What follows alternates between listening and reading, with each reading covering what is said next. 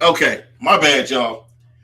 I gotta redo the intro again. Hold on. My Black bad, y'all. people, I swear.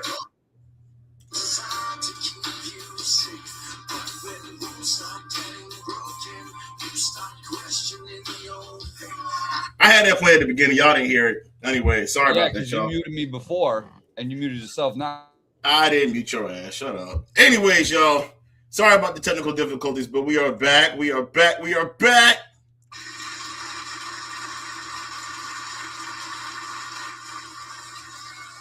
Thank you, thank you, thank you, thank you. Season 5, episode 4. Let's talk about it. Or how Trick Willie says, let's talk about it. Anyways, y'all, this your boy Big Keeks, your host for everything and anything in wrestling. Back for another talk in regard. I know it's been a while and everything. We've had, life has been lifing. Y'all know me personally. I've been dealing with some shit on the side and everything, but here we are. I apologize in regards to that. I'll kind of address it at the end of the show, but I'm not going into detail. But anyways, before we get started, as always, make sure y'all like all the socials. Make y'all follow us on Facebook, Instagram, X. Make sure y'all subscribe to the YouTube channel so when y'all get notifications when we go live or when I post content to the show. I keep everything up to date regarding the latest with WWE, NXT, Ring of Honor, New Japan. If you missed the show, go check out the Instagram and Facebook. I try to keep everything updated. I do a synopsis of what happened on each show, try to break down the key highlights of everything that happened. So that way, if you missed the show, you can go back and just kind of flip through things, just kind of see what happened or anything like that. So just in case you be like, well, if I missed the show, I do got a couple people that shouted out to me that they appreciate what I do because a couple people said they miss SmackDown or they miss Raw. They said the first thing they tell me they do, they go check out the page and they go get caught up on what happened. So I appreciate that, man. Thank y'all for the love. I really appreciate that, man. Anyways, also shout out to my homeboy Sean, your boxing fix. If you're a big boxing fan, go check out his page. Homeboy is doing a lot of big things. I think he was in Phoenix a couple weeks ago for a big fight. I forgot what happened. I got to talk to him about it. Sean, I got to rap with you because I know it's been a minute since we talked. I know we got to get caught up because I know we're going to watch WrestleMania together. So I got to get with you. Also, shout out to the Fat Guys podcast. 2 more gentlemen I got to get with. I apologize, fellas. I know it's been like 2 or 3 months, but like I said, I've been busy with basketball season with my kids and all. Not my kids. No, I don't have any kids personally, but the kids I coach. I've been busy with them trying to get through the season. Unfortunately, we lost in the semifinals. We lost by 2. It was definitely a good game, but hey, I'm gonna miss my boys, man. Hey, I coach age 6 and 7, but we made it to the semifinals this year. Good season overall, but we came up short. But now basketball season's over. We're gonna focus on a couple more other things. So, any more shout outs? Also Holly Street, shout out to the boys over there. Trevor, I appreciate you for texting me a couple weeks ago, checking up on me. Definitely appreciate that, my boy. I definitely appreciate that, man. In regards to that. But we're gonna get started here in just a moment. Let me introduce my co-host. Y'all know them. Been with me since day one, as always. So we're gonna start off as always. Hold on.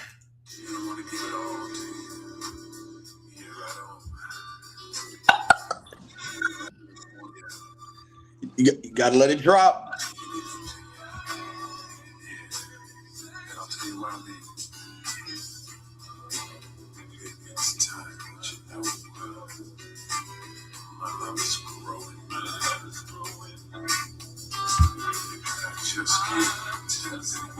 We're gonna have a whole show. We're just gonna play this whole. You can let it go. Hey, we're gonna play it. We're gonna play. Hey, we're gonna come on here one day. And we're just gonna do a show, and You got to let that ride, man. That's that Barry White. And we're gonna play the whole song, the entire show. We're gonna let it end, and we're gonna start it back over again, and we're gonna look at the screen like nothing. Everybody can be like, "What the hell? What are you doing?" Y'all gonna talk? If you do that, just make sure Chris don't start shaking ass. Otherwise, I'm leaving.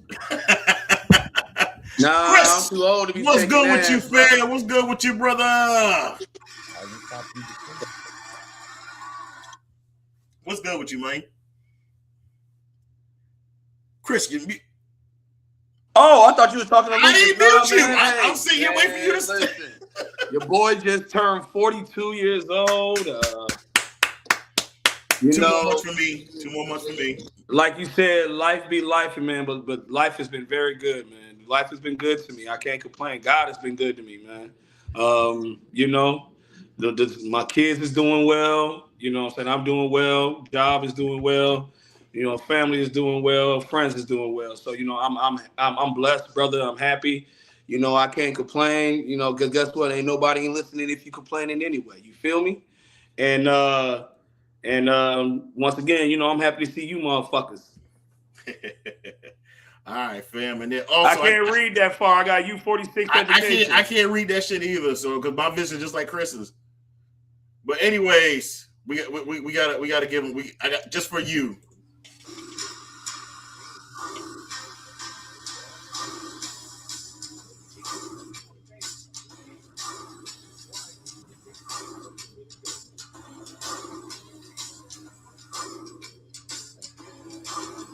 Be doing this shit in my house every time he comes out.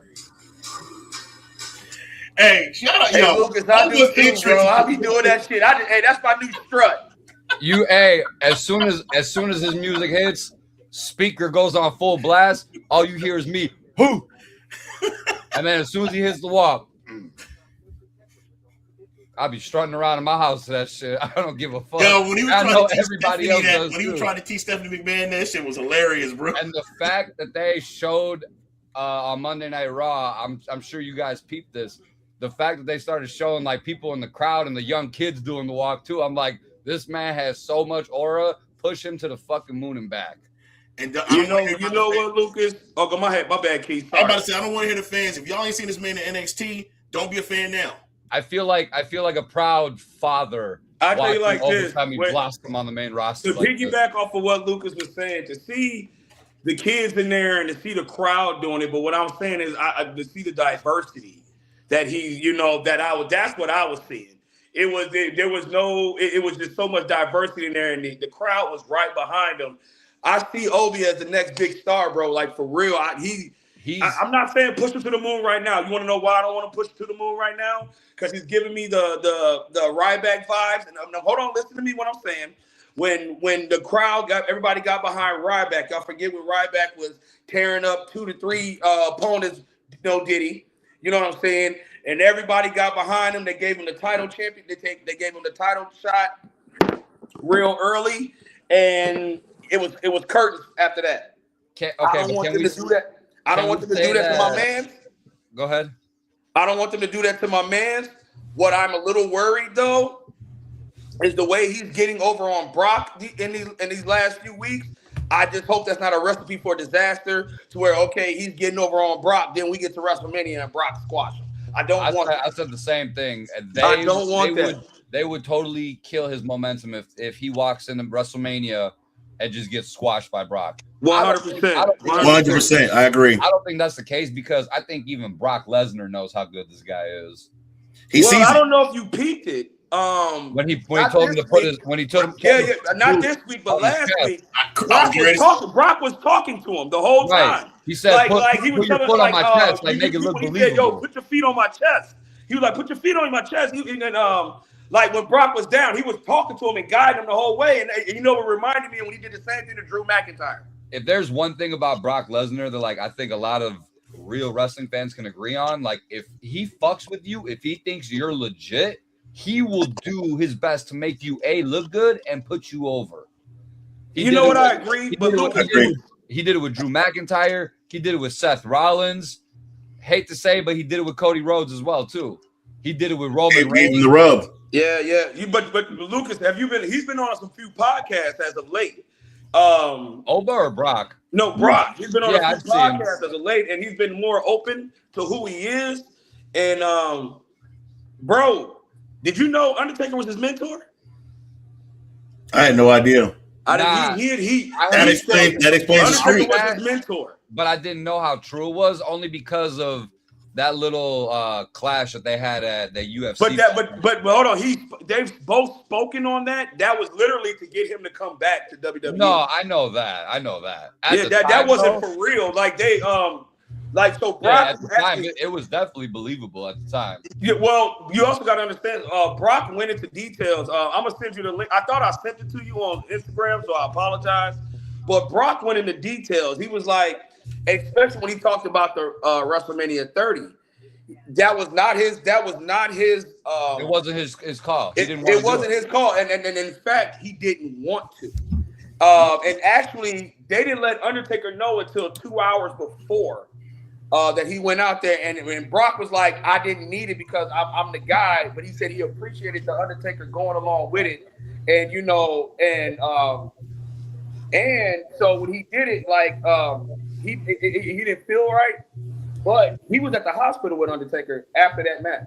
Yeah, when Undertaker got concussed, he was there. And Vince were there. Vince, Brock went. That's when Brock went right. Vince got in the ambulance with him, and Brock went right with him. I didn't know that. Bro left in the middle. Bro left in the middle of the biggest show of the year.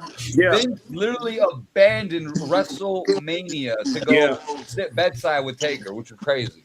That's a crazy deal. And you know what? What you know what's really dope about that? And what Brock was talking about. He was like, "That's my mentor. That's hurt." He said, "I knew Undertaker wasn't in his head, wasn't into it. No, did he?" He said before the match, and now when you go back and watch the match, this is something I refuse to do. But when you go back into it, you can tell how lethargic Undertaker is, and that's before he got concussed. He was not into that match. That him knowing that he was losing that streak fucked him up. Go back and watch it, you'll see. I gotta go back and watch that shit. I refuse to, but yeah. We all know. We don't want to relive WrestleMania 30 and what happened. I will never watch WrestleMania 30 ever. I have never watched WrestleMania. I remember me and my homeboys were at Dave and Buster's watching that, and then when they counted 3, you heard a gasp in Dave and Buster's. You hear everybody going. Everybody paused from fake. Like, I thought somebody miscounted, like in the rain. You know. But when they, he really beat him? I was like, nobody, even people that don't watch wrestling, were messaging me saying he really lost. I'm like, it took you a minute to absorb it. Like you were like, I thought, bro. So Chris, me and James were actually watching it when I was still living at my parents', obviously, and bro, like it was dead silent in my room for like 15 minutes because I'm like, the match has to restart. They fucked it up. There's no way. I'm like, I didn't just see what I just. Lucas, I had the same. I thought it was an accident. I'm like, did he kill? And I'm like, no. I'm like, was he supposed to do that? I'm like, did he not take her out or something? Yo, I'll say, Dave and Buster's went quiet, bro. Everybody was like, we were just gasping. They were like, yo, this is like, did he really lose? Like, because I'm thinking, like, I was living in my apartment, the one that was down the street from Lucas's crib. In Hoffman Estates, and I had people actually over this. Remember, the network had just started, and I had people over watching.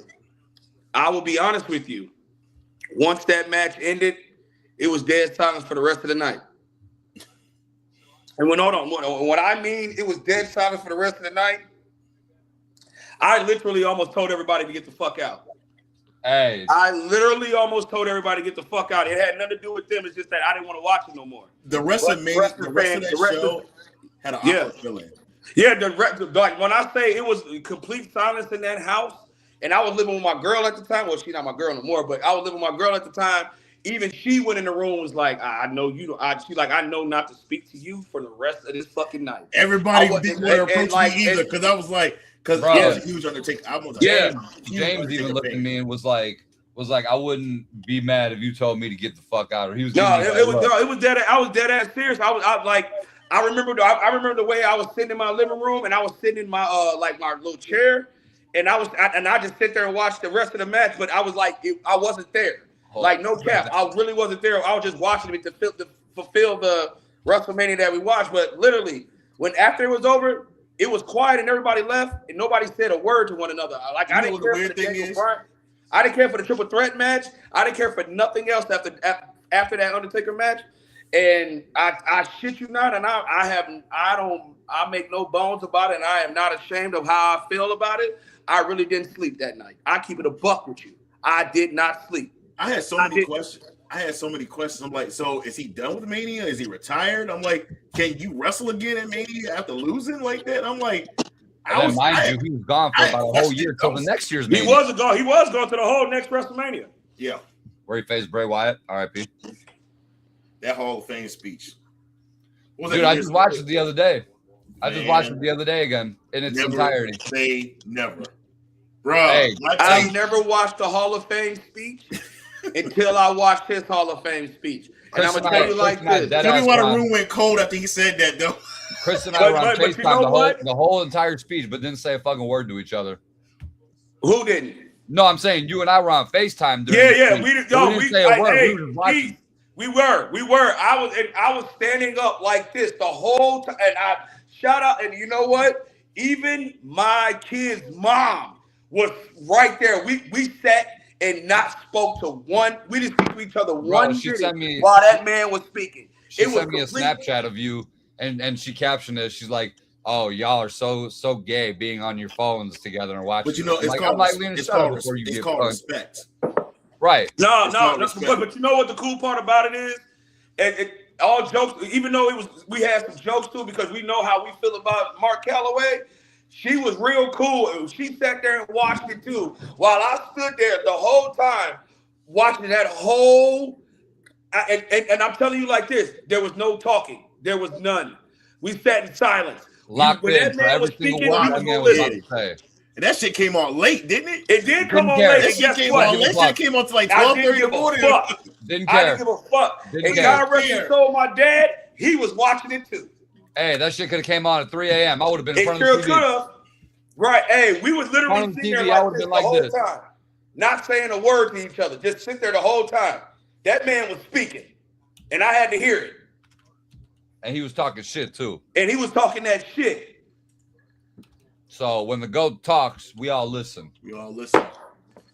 All right, y'all. Let's get on with the rest. We got a couple things we got to get to. First of all, AEW Dynasty is coming up on Sunday, April the 12th, I believe. I think we got a lot of wrestling coming up, right? We got a lot of wrestling coming up. What do you say, Lucas? I'm sorry. Revolution just happened, right? Revolution just happened. The main event was MJF versus Hangman and Page in the oh my god! And everybody talking about the spot. I saw Ospreay's back. Ospreay's back. Ospreay's actually facing Moxley at Dynasty on April 12th. That's not for the Continental title. I don't know. I'm still checking on that because they're facing. I don't know. I think it's a non-title match. I don't think because I think what's going to happen is that Ospreay is going to end up winning the Owen Hart Cup tournament, and then it's going to end up facing MJF probably at All In London and winning the title. So I think that'd be fire for him at least. Yeah, I think this was going to happen. They're going to keep MJF busy for the next couple of months because I think he's facing Kenny Omega. Omega beat Swerve on Dynamite the other night, and now Omega's facing MJF. And I think at Double or Nothing, I think they're going to do Darby Allin versus MJF. And then that should lead up to London. So they got to keep MJF busy, and they got to keep him away from Ospreay until like July. So I think they're just giving him random people to face until he faces for that title. Yeah, that's happening. And then what else is happening? The other match they announced was it's a tag team title match, FTR versus Cope and Christian Cage for the AEW World Tag Team titles. FTR beats the Young Bucks at Revolution.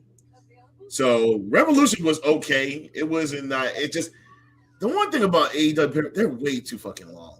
Them shits are like marathons, literally. That's the thing about it. It's like, and it's like 12 cards that I don't mind the pay-per-views. It's just the length of the pay-per-views. They start them at 8. These motherfuckers don't finish like 12:30 in the morning. Their pay-per-views are basically how WrestleMania used to be. They're WrestleManias every show. And that's you know what? I watched that MJF and Hangman Adam Page match. That's all I'm gonna say. The syringe was too. I'm a wrestling fan. That syringe was too much for me, man. And man, we didn't see death matches. We didn't see exploding rings. We didn't see glass, barbed wire, and I'm talking about outside of ECW. But that shit, man, you know what? Man, listen, bro, that's not even wrestling no more, bro. When Swerve did it first, I was like, okay, that's disgusting. I mean, you get to a point where you're a wrestling fan, but you're like, that's too much. We going over. Then I saw MJF go grab the needle. I was like, no, we're not doing this again. No, we're not doing this again. No, motherfucker took his jaw, stuck the needle. I was like, all right, that's it. I'm done. I'm done. Yeah. No one. Yeah, I was like, you know what? At this point, I don't get what Tony Khan was trying to prove. I mean, if you call yourself trying to mock WWE or whatever we're gonna give you the real attitude, man, you I'm lost over the already. Texas You've They're Death. already giving us lost. they're already they're lost. giving us the Attitude Era on Temu, basically. Yeah, They're giving us you've the already Temu lost. Attitude Era. You've already lost because what you're trying to do is you think by doing Yeah. that you're gonna garner more fans, and the only thing you're garnering is the stupid idiot fans that you already have. It's because them dumbasses. Because if WWE put on something like that, they'd be like, "Oh wow, they're taking it too far. Look what they're doing." But because of their hatred for WWE, they think that shit is dope. I'm just over. I'm not with that. I'm over the Texas death matches. That's enough. Honestly, I just feel like they try way too hard to push a certain style of wrestling that just does not need to be happening, in my opinion. Right. That I'm over the 18 belts they got. We got national champion. We got international champion. We got continental champion. We got TV champion. I'm like, we have the national champion. I'm like, God damn. I'm like, how many mid-card titles do y'all need? Damn, it's like half the matches are like championship matches. And I'm like, too many titles. I'm good without the national title. You can get rid of that one. You can get rid of the international title. Is it called? I don't know what is it. Is it whatever it is? Honestly, Okada has. Okada has. They need a. I don't even know the belts they got. They got it's 8 to 10 belts. They got like 8 to 10 belts. It's too many, bro. It's like, come on now, like get rid of like 3 of them, and then that's it. And I'm fine with that. But damn, it's like the trios titles. I'm like, come on, man. I'm over it, man. I'm over it. Wait, I'm watching this end into the Purdue in Texas. Give me Purdue just won on a walk-off. They did? I'm about to say I'm behind. Wow. Who had a walk-off? Purdue. Wow. Iowa beat Nebraska. I'll be there this Saturday. Yeah, you see. Oh, okay.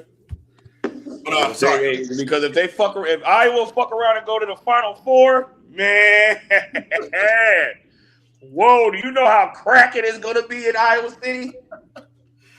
Right, hey, do you know how cracking it's gonna be in Iowa City? Oh man, but yeah, that's what's going on with AEW as of right now. NXT's big special is Stand and Deliver coming up next Saturday, April 4th. Now, this is the first weekend where Stand and Deliver won't be a part of WrestleMania weekend. As y'all know, going all the way back, NXT used to do takeovers on WrestleMania weekends. It was like the Saturday. This one night. We did takeover on Saturday, and then we did WrestleMania. We always used to say in the chat after takeover went off, top that. Good luck to the main roster. Good luck to the lingo. Takeovers. Let me tell you something. Every match was a banger on the takeovers. Every fucking match was a bang. They used to open up the show and we were like, you know what, fuck it. We just gonna start off with a banger. Underrated match that nobody talks about: the War Raiders versus Aleister Black and Ricochet. Yeah, the tag team match from NXT New York. Yo, y'all got to go back. In my opinion, it's still the best takeover card to this day. Nobody can tell me otherwise. I love that takeover card, bro. I love that takeover card. That's the one that I could watch from start to finish all day long. Now NXT, it's not black and gold, but they're picking up, they're picking up a little bit steam in regards to the upcoming special. Like I said, Stand and Deliver is next Saturday from. Bro, look at how many stars have come up to the main roster from NXT. Bro, I'm sorry, but NXT will never be back to the way NXT. It won't. It's not going to. Here's the thing, though. They are making a lot better stars, in my opinion, compared to back in the day. Because you got to think, back in the day, they were grabbing guys from the indies and basically throwing them in NXT. Now they're basically creating new guys and new women from scratch. I hear you, Lucas, but maybe I'm not seeing the difference, so I got to give the product a little bit more. Oba Femi, Rick Williams, I get Obi, yes, Obi, Trick, products of NXT, most recent NXT. What's my other guy name? Javon Evans. John, that's my dude. That's You my see what dude I'm right saying? there. All That's products- my dude. dude. You go to the women's side, you got Tiffany Stratton, Julia. They lost. They fumbled Julia. They fumbled her. She's got the mid card title still. So I mean, Yeah, but it's just something. But Keith, you also got to think. Back in the day, the mid card title was basically placed on the person who was gonna basically be in the main event title picture at some point. Yeah, and I'm kind of glad they have the NXT Women's North American title. I like that. Think of it this way: if they pushed her right into the main event scene like off rip, then I think people would have gotten sick of her immediately. Yeah. Plus, you still got Bianca Belair, who's out, who's got to come back. She's a product of NXT. You know, Rhea Ripley, obviously. Yeah, NXT, they're building up, and then Stratton. A lot of those, like the people that Lucas just named, they've been moved up to the main roster. So when you Tiffany move them Stratton, up, Stephanie Vacure, just a couple more names to list. the problem is when you move the big names up like that to the main roster, now you got to fill those spots in NXT. So Evolve. However, right. the NXT talent now is being used a lot better than the talent from back in the day. They are. When they would get called up to the main roster back in the day, they'd get fucked and thrown, to whatever. And now you have direction with basically all the people. They're basically into the main event scene. Trick, Oba's fighting Brock Lesnar. His first Mania, and he's fighting Brock Lesnar. Yeah, NXT is starting to evolve. There we go, using the word evolve. It's starting to the product is starting to get a little better. I know a lot of people left after it went 2.0, and they had all the rainbows and all the colors and everything like that. And the Tutti Frutti shit had to go immediately. Yeah, it's just then they got rid of it, then they went to black, then they did the black and silver, and it got a little bit better. So, but I think NXT is great right now. I think what they're doing with you know what I'm thinking about. What they're doing with Obi and Brock Lesnar is they're making up for what they should have did with Keith Lee and Brock Lesnar. I mean, you could say that about a lot of guys. No. Man, we was there, Lucas. We were there, and we watched it. I know. You and gotta tell me, man. That that's what it should have been. Keith Lee and Brock Lesnar a long time ago. Hey, I know, but Keith Lee was. And here's the thing. This is why I give Oba the edge over a lot of these guys who should have been pushed. Like you said, Ryback earlier. Ryback was never as over as Oba Femi is right now. Actually, yeah, he was. Yeah, he was. Yeah, he was. Yeah, he was, Lucas. You better go back and watch. Yes, he was. Look. Everybody, because they was calling him Goldberg. Everybody was feed me more. That he wasn't so over. He would have got that title. Remember, he got a title. He got a title match within 3 months. Oh, he was over. And Oba Femi's fighting Brock Lesnar within 3 months. Hey, that's cool. They're learning now. They got it because they learning from their mistake. They did last time. I just think, but Ryback was over, bro. Me personally, I don't think he was as over as people made it seem to be. That's just me, though. Because I knew a lot of people who did not like him at the same time. Lucas, you can't go by what you know who you knew personally. We can only go by what we were watching, and what we were watching at that time, Ryback was super over, which is why they shot him to the moon. But what happened was they realized he was shit in the ring, so then he realized he had to get carried. That's why they never put the belt on him. And then remember what happened when they changed him heel, and they had him go after Cena. And remember how both of those matches were horrible. That's where Ryback really. That's where they were done with Ryback. He was over. He was over. But then also when the Shield got there too, that also put his ass down there as well. He was over though, bro. They was calling him Goldberg. I remember that, but I just think Oba's got. Oh yeah, man, you ain't lying about that, Lucas. I 1000% agree with you. Look, the fact that how fast he's gotten so over with the main event, with the main roster crowd. Like I said earlier, the camera started cutting to grown adults, kids doing his strut in their seats. I just admitted too. I'd be in my house doing it. You do No, it. I agree. No, I definitely agree with you, Lucas. I definitely agree with you, Lucas. I'm sure all the other idiots. But also, Luke. But also, you got do to it too. you also got to think about it too, Lucas. We're in 2026 now. That was 2012. Sure. So you got to think about it as well too. A lot of people are getting more comfortable. That was still also Vince McMahon's WWE. It was. That was still Vince McMahon's WWE, where he didn't really give a fuck about NXT, and he really didn't care about. NXT wasn't really established when he was bringing people on the NXT roster, he bringing them up, he was fucking them over. Whereas opposed to now, Tripp is because that's Tripp's baby. You know what I'm saying? And him and Shawn Michaels are best friends.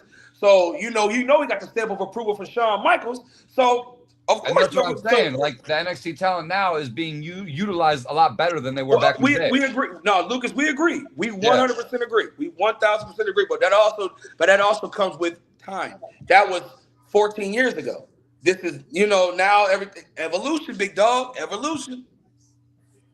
Hey, like I said earlier, if you watched Oba in NXT and you're watching him, flourish now, you feel like a proud father, uncle. Well, and I didn't watch him a lot in NXT, so I'm late to the party. I ain't gonna lie, I'm late to the party. You know who he was, I do enjoy watching him. I don't give a fuck, and nobody had to tell me to go watch him. I figured it out on my own. Like, this is that dude. And you know who he was, though. You know who he doesn't get fucked over. I just don't want him to get fucked over. Nah, I don't. I don't think that's. I think they see what they have with him. Yeah. And here's the thing. Here's the difference between him and Ryback. Also, he don't need to get carried in matches. Absolutely. So 100. Yeah. 100.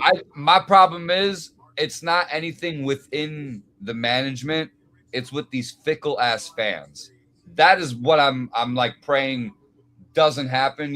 We get him, and that's what I mean by getting fucked over. Because once the crowd turn on you, that's when WWE turns on you. Right, but at the same time, like if the crowd turns on him, then they're just a bunch of idiots at that point. Well, come on now, Lucas, come on now.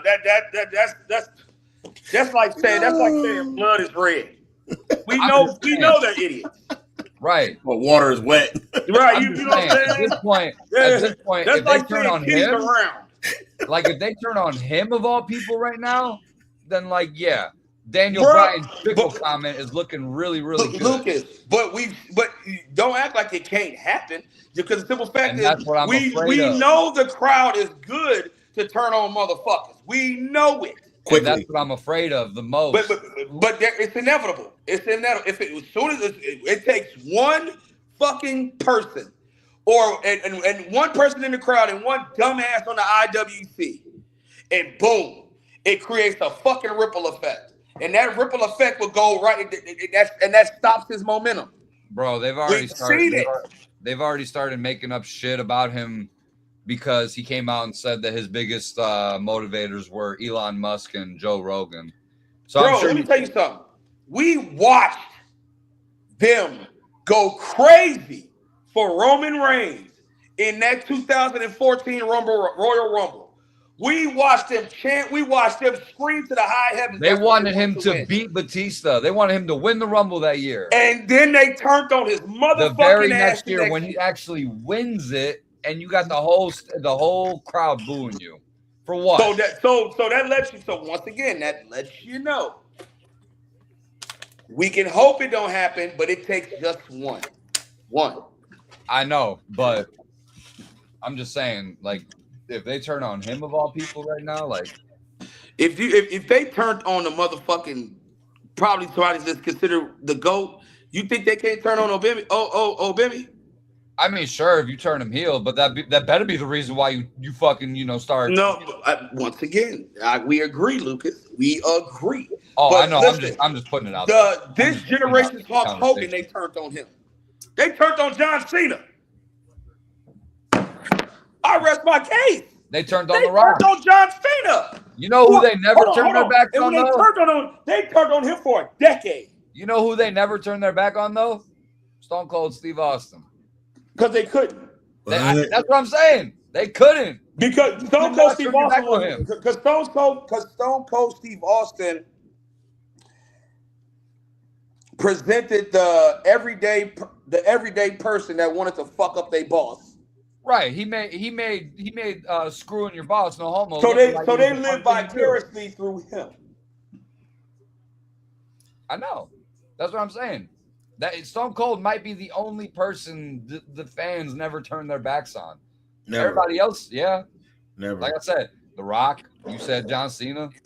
Hell, Batista. Oh, what they did to Batista was bogus. Right. They were hooting and hollering for him to come back, and then all of a sudden, within 2 months, They did to Batista. And you know that's what Rick's they did. favorite clip, man. To this day, he still finds a way to Give me what I want. whenever he can. He will still find a way. You know what? But that was at the start of the dumbass IWC though. That was at the start of that. That was at the start of that. That's when dumbass wrestling fans wanted to voice their displeasement because they had no reason to complain. And then once one person has a jerk off session, and then a second person has a jerk off session, then you get a third person to have a circle jerk. There you go. And then all of a sudden, you got them 4th, 5th, and 6th idiots that want to join in. You know what I'm saying? Guys, you get me what I'm saying? You get what I'm saying? They say, "Hey guys, we want to be cool." Fucking bird. Yeah, you know what? Hey guys, let's hate this man. Let's hate this man. Why do you hate him? We don't know. But it's cool to hate him. And you know, everybody wanted to use I don't like part-timers. Shut the fuck up. Shut the fuck up. Look, it's one thing if you want to have an opinion to be different, that's fine. That's fine. You're entitled to do that. But don't start dick riding other motherfuckers because you want to be accepted. That's true. That's true. I'd start saying some other shit right now, but I'm not trying to get us canceled either. So I mean, but no, it's the truth. It's the truth. And I hate to piggyback. I hate to bring it back up to it, but it's the way I feel about AEW fans. When you're being told, I have to like this because I don't like this brand, or because I was told not to like this brand, that doesn't make you a fan, in my opinion. That doesn't make you a fan. You know what, Chris? You're not really a wrestling fan. I stopped paying them attention a long time ago. Oh, me too. I don't even get involved with AEW. Honestly, that's why when Keith said we got to talk about AEW, I was like, okay, cool.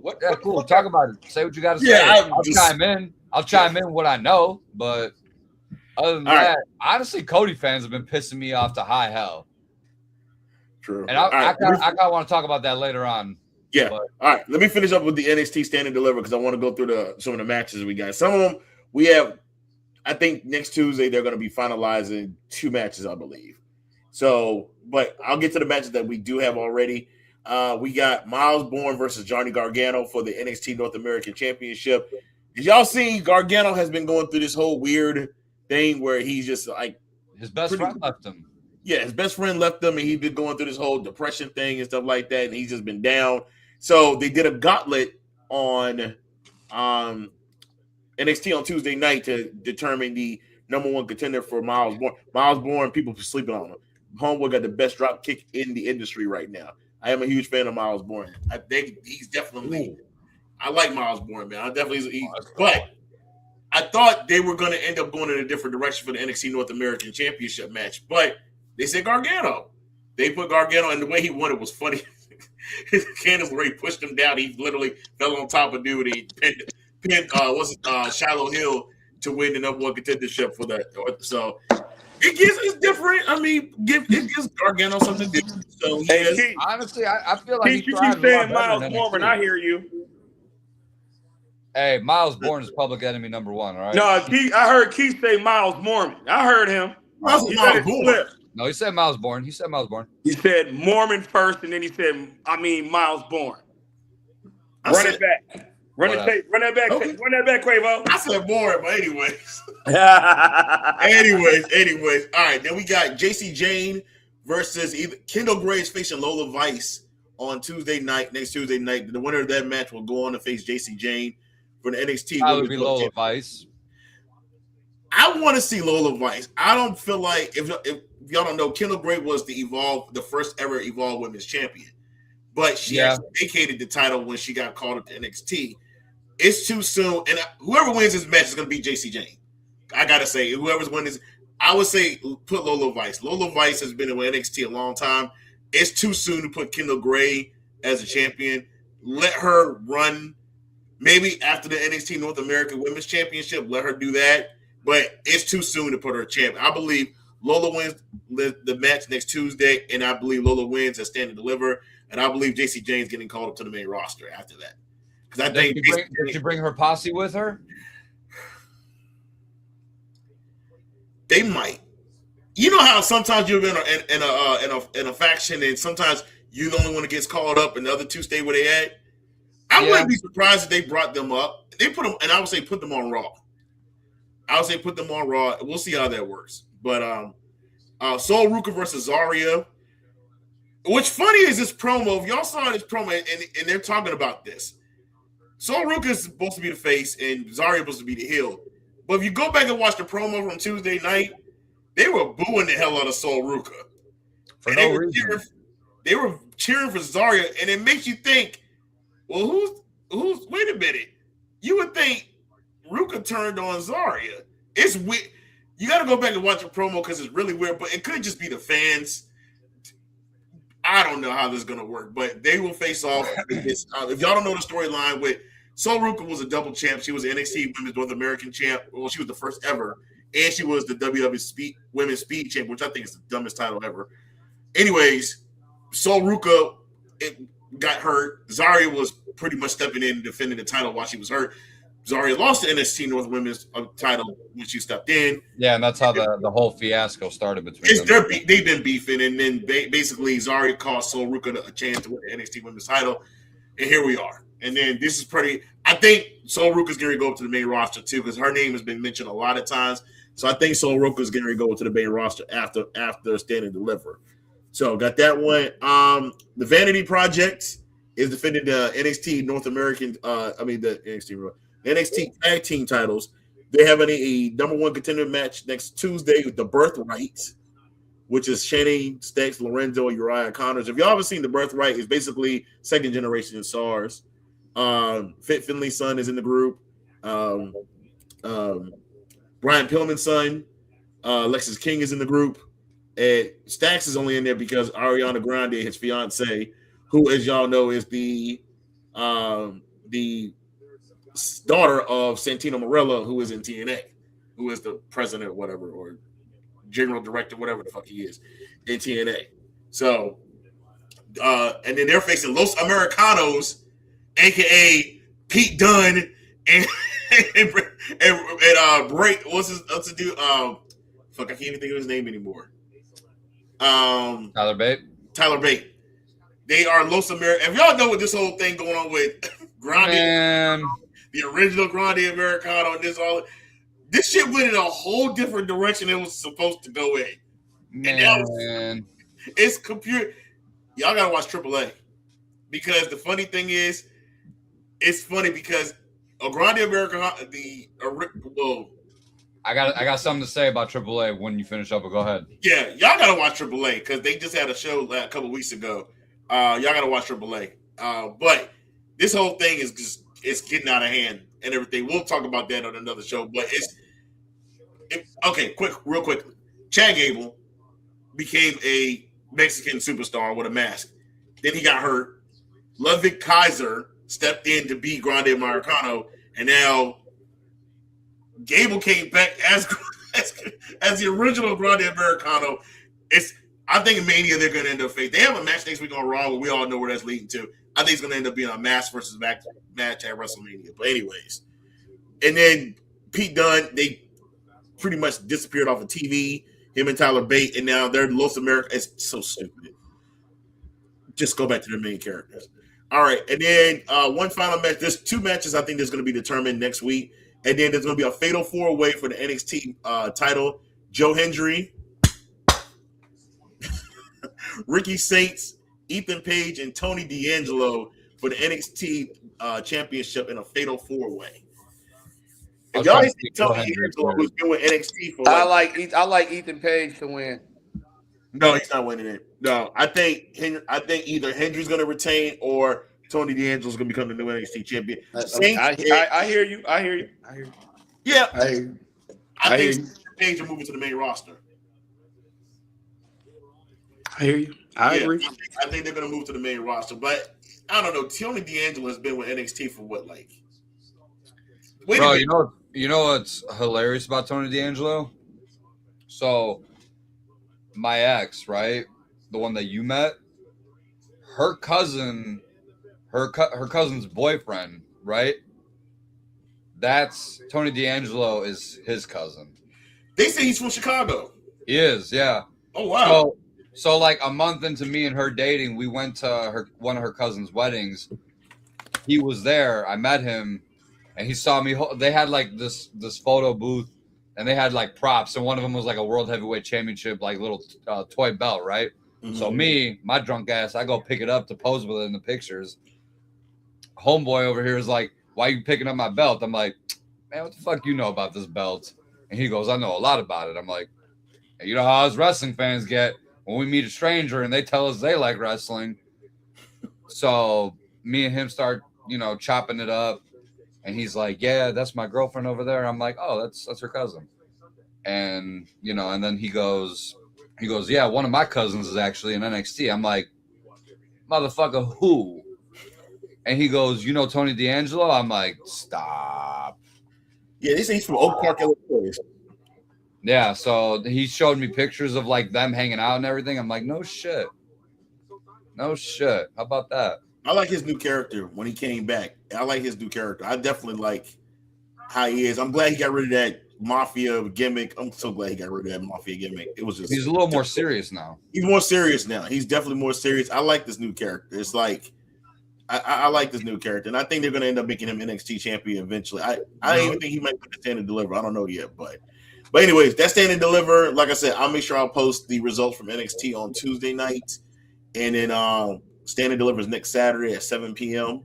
So I'll have all the results from that one. But moving on, here we go. Y'all know we are in WrestleMania season. We got about a month to go until WrestleMania, the showcase of the Immortals, and it is stacking up to be. We got kind of scared because it was a slow build, but now it's getting to it. We get into the thick of things now. If y'all know, so we're gonna address the incident that happened on Monday night. We're gonna address the incident. So as y'all know, Roman Reigns won the Royal Rumble 2026 and got to choose his opponent for WrestleMania 42, which is in Vegas. So CM Punk. And over the past month, they've been doing these promos, and these promos have been cinema. They have been absolute cinema, and they have been really good. Y'all saw the one from this past Monday, which we are going to get ready to address. It was the one line that everybody's talking about. If y'all saw my show, y'all saw the thing for my show, the cover. I had to put it as the cover for the show because it was hilarious. So, as y'all know, Punk and Reigns have been going back and forth for the past couple of weeks. And this time, the Usos got involved. And we look at Jay, who's about to crash out. The Usos got involved last time too. The Usos got involved. The Usos got involved. The Usos didn't really have anything to do with this until CM Punk started talk about Roman Reigns' father. You don't talk about the family, all right? Jay went instant from 0 to 100 in seconds. Came out there and got him in Punk's face. And then was it Jimmy that took out Punk that one at the end of Raw? It was Jimmy. Yeah, it was Jimmy. It was Jimmy that took him out. Jimmy took him out. Then Roman came on the next week, called CM Punk old. On the internet, I did read he was not supposed to actually say that. He was supposed to actually talk about CM Punk's dog. And they changed it. I don't know why they changed it. I'm like, that would have made it more personal. I mean, it already is personal. It was already personal. Then you come this Monday night. It really start getting hectic. And the Usos came down to the ring. Well, it was Reigns came down to the ring first, right? No, it was Jay. No, Jay came out. Jay came out first. They were talking. Then Jimmy comes out, and then Roman came out. They started getting into it. Roman told me, he said, I thought you guys had a tag team title match to prepare for. He said, Jimmy, take your brother and leave my ring. Yeah. leave my ring. I was like, and CM Punk started to be a smartass and started making them side comments, and then got punched in the face. Then they came in the ring, tried to separate them. The Usos got in the ring. Roman was getting ready to leave. Time out. Before we continue, can they stop bringing out Adam Pearce and all the backstage guys and all the security for them to just stand there and do absolutely fucking nothing? Like, why are y'all out here? Y'all are not doing shit, right? Like, I can't be the only one that notices this, right? Like, why are y'all out here? Like, it's no point of them being out there. Bro, Adam Pearce literally stood back and watched Roman beat CM Punk's ass. Like, why are you out here, bro? You trying to? Well, was you gonna stop Roman Reigns? Was you gonna get in there and stop him? But it's like you have all these people behind you too. Was you gonna get in there and stop him? What did Ambrose say? They said that's in the cruiserweight division. Lucas. Chris, what I'm trying to say is they do this all the time. I'm not talking about just what happened on Monday. They do this all the time. They bring all these refs, all the security out, all these backstage guys. You see Jason Jordan, Gregory Helms, all these other fucking producers trying to de-escalate shit, and they don't do hey, no lie, I laugh my ass off when they can be stand there. Tell me I'm wrong. Hey, Lucas, I ain't gonna lie, I be cracking up when I see. I'll be cracking up too, Lucas. I be cracking up when I see Jason Jordan bring his fuck ass out there. I'm like, dude, I thought you had broke. Like, pan out when they come out too. We're not gonna see them. All this yelling and hooting and hollering is not gonna stop grown men from. They ain't no J&J security, bro. They're sitting in the cruiserweight division after me. I swear, bro. Like, just stay in the back. Just let them whoop on each other at this point. Hey, but Lesnar beat the shit out of hand. Jamie Noble or something like that, or did he take a hit with a car door or something? I don't know. He beat their whole ass. He beat their. Yeah, like, why are y'all out here? Y'all are not out here to de-escalate. Y'all are just out here for show. But anyways, yeah. Anyway, I mean, they pretty much had to say. I mean, if they tried to fight them, they was gonna get whooped. I mean, shit. Fucking Nick Aldis got shoved a couple weeks ago by Randy Orton, so there's that. Nick Aldis is old. He don't want to wrestle no more. He just want to fuck Mickey. He's want to be with his wife, Mickey James, and call it a day. We got to address that Cody Rhodes beat down. We'll get to that in a minute. Anyway. But then the line that we all talk about, when Roman was getting out the ring, what did Jay tell him? He told him, "Get him." That's not what he said. He said, Joe, get him. Smash him like you know. He said, smash him like you used to. Roman. Hey, that said Roman off. I've watched that he clip. crashed the fuck out. I've watched that clip so many damn times. And the amount of times I just pay attention to Roman, as soon as Jay calls him Joe, I swear I've said this in the chat too. It looks like the Winter Soldier got activated. Yeah, 100%. Skill mode. And bro, like, you gotta understand. Brawl is coming next week. If you watch the whole if you watch the whole thing, Roman literally his left leg was getting out the ring. He was ready to get out and call it night. It's like when your brother or your homie say, "Listen, you know who you are. Stop getting you don't be this person." Earlier in the chat. Don't be this person. And it took Jey Uso to say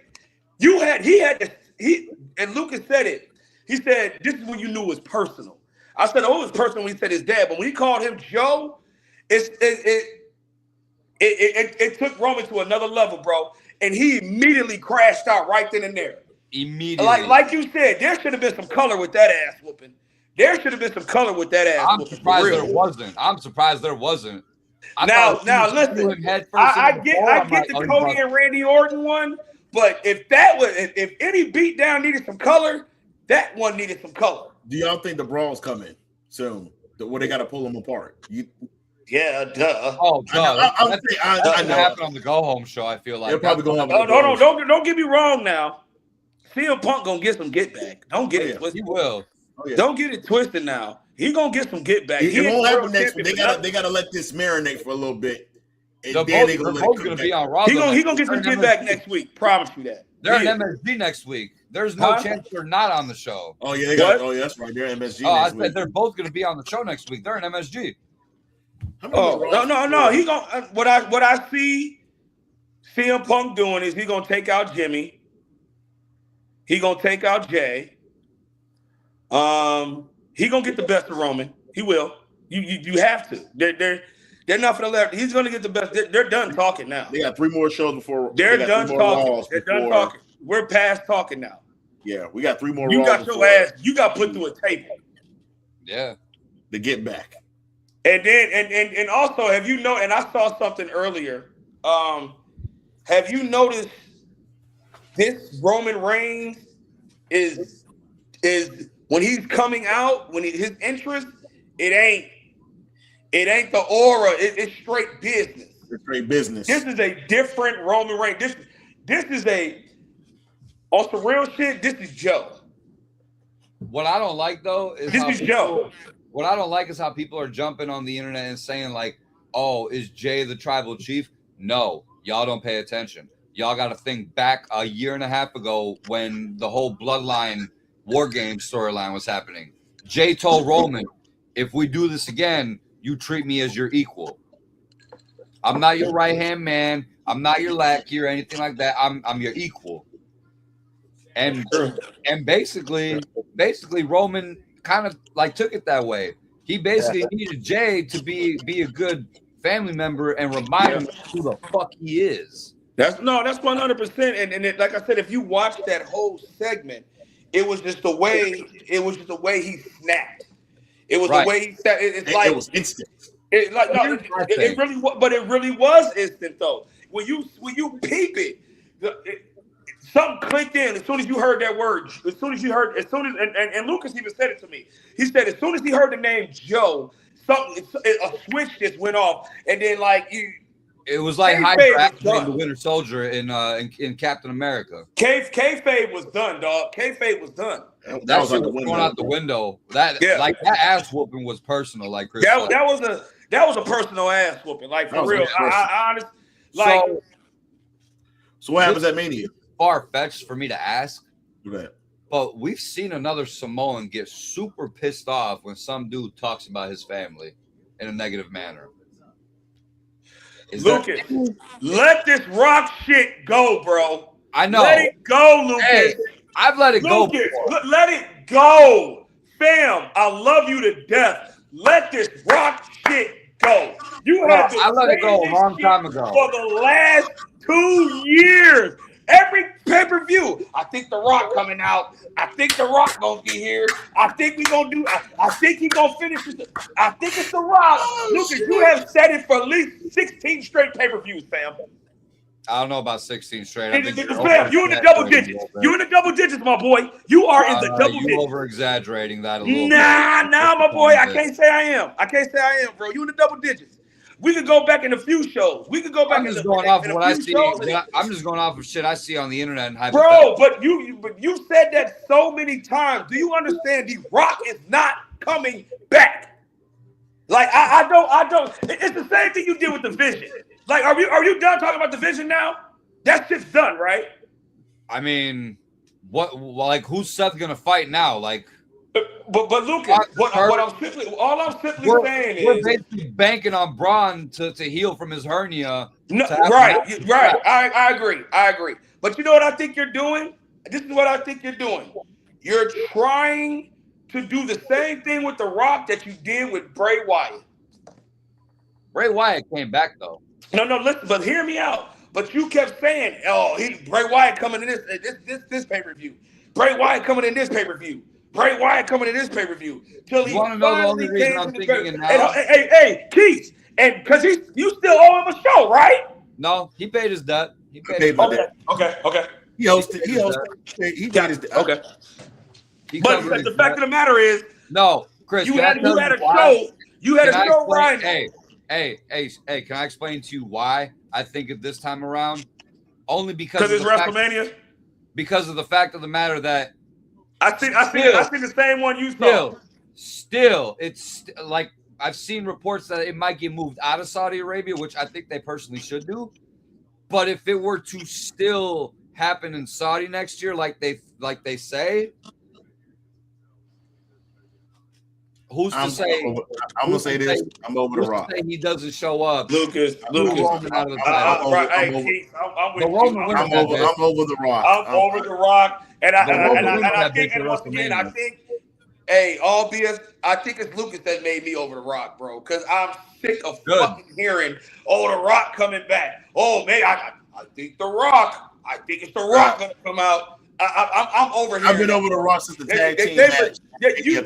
I'm overhearing that, fam. That he ain't coming to take nobody's fucking soul. That storyline is over with. He ain't taking nobody's soul. Also, he's still shooting Jumanji.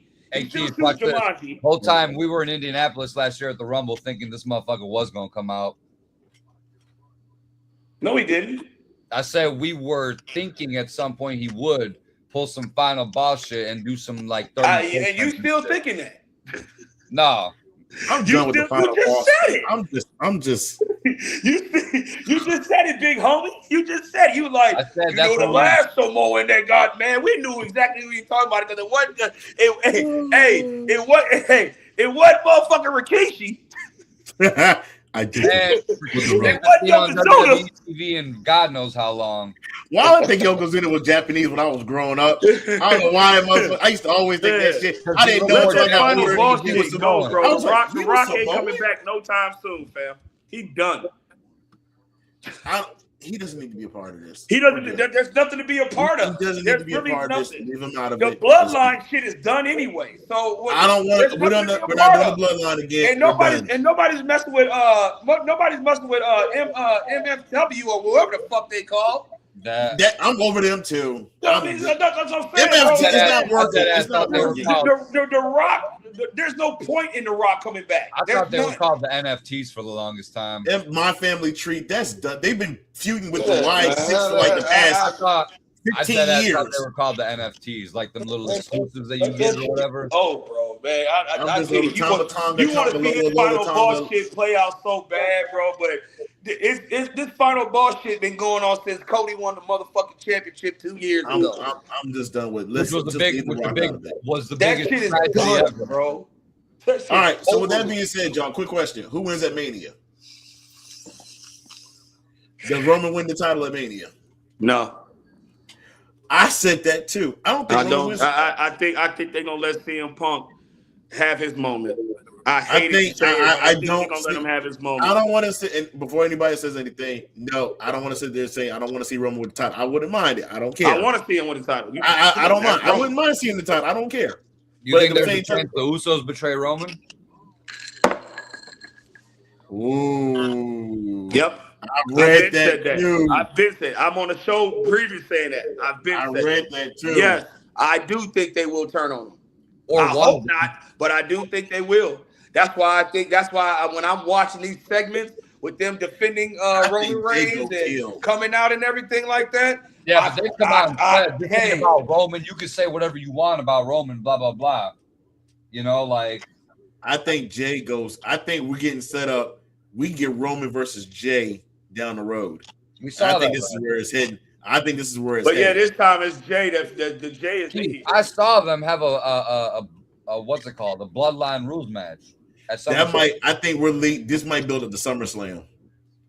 I think we get Jay versus Roman at SummerSlam, and I think that's why I think Roman doesn't win the title at Mania, because I think they're going to build up to that. The reason why I think is because also Jay didn't get his rematch type shit. Yeah, I see that's leading, but let's go over to Cody and Randy. Let me tell y'all something. When I saw Randy Orton beat the shit out of Cody, good. I kept saying do it again. He beat the dog shit. That steel chair shot was personal. He beat the dog. When Cody signed that contract, Orton looked at him and took his hand. I was like, "Oh, that's what we doing. That's what we doing." But Cody gonna get his get back too, though. Cody gonna get his back too. Get his get back. But everybody was saying they turned the wrong person heel. Nah, I think they did. I would say too. They did. I want to see Cody attack Randy. Yeah, I want to see the student attack the teacher. That's what I want to see. I want to see. I want to see Cody like, yeah, you took me under your wing, and you had me a part of the, I would like to that see. faction. But I want him to say, I'm not your little bro no more. I'm not, and it just. I want to. Yeah, 100%. That beatdown Cody took should have been the beatdown he should have did to Orton. 100%. That's what I think too. And you know what? It should have happened. It should happen at WrestleMania. They still could pull the trigger. What, a double turn? I can see that. Could. Or I thought about this. I didn't read this. I'm really just throwing this out of thin air. I would not be upset if we saw a Paul Heyman, Cody Rhodes type connection. I would not be mad because I would fucking nowhere. I wouldn't be mad. I would. It would come out of nowhere. Because fuck Cody Rhodes. I agree. I'm so sick of him, bro. I'm sorry. I agree. I'm over him, man. I'm over it. I agree. I'm sorry, but he's not a main event dude. He's nothing but a mid-card guy to me. I'm sorry. He's not main event. No, he's main event. I just don't like him being the face of the company. I'm not a fan. I'm over him being a champion, bro. Like, no matter how much they want to push him to be, he's not.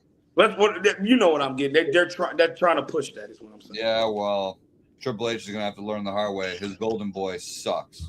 Yeah. I mean, we think that. I mean, and that's just us. But unfortunately, he has a fan base. So I hate to admit it. It's a fan base. Funny? You know, it's funny and hilarious and ironic. They're the same ones who would say back in the day, "Oh, Roman shoved down our throats." What's Cody getting now? Explain that. Well, you also got to think about something. That whole narrative about Roman being shoved down our throats, I think that's a fake ass narrative because John Cena was shoved down. John Cena was shoved down our throats. Definitely shoved down our throats.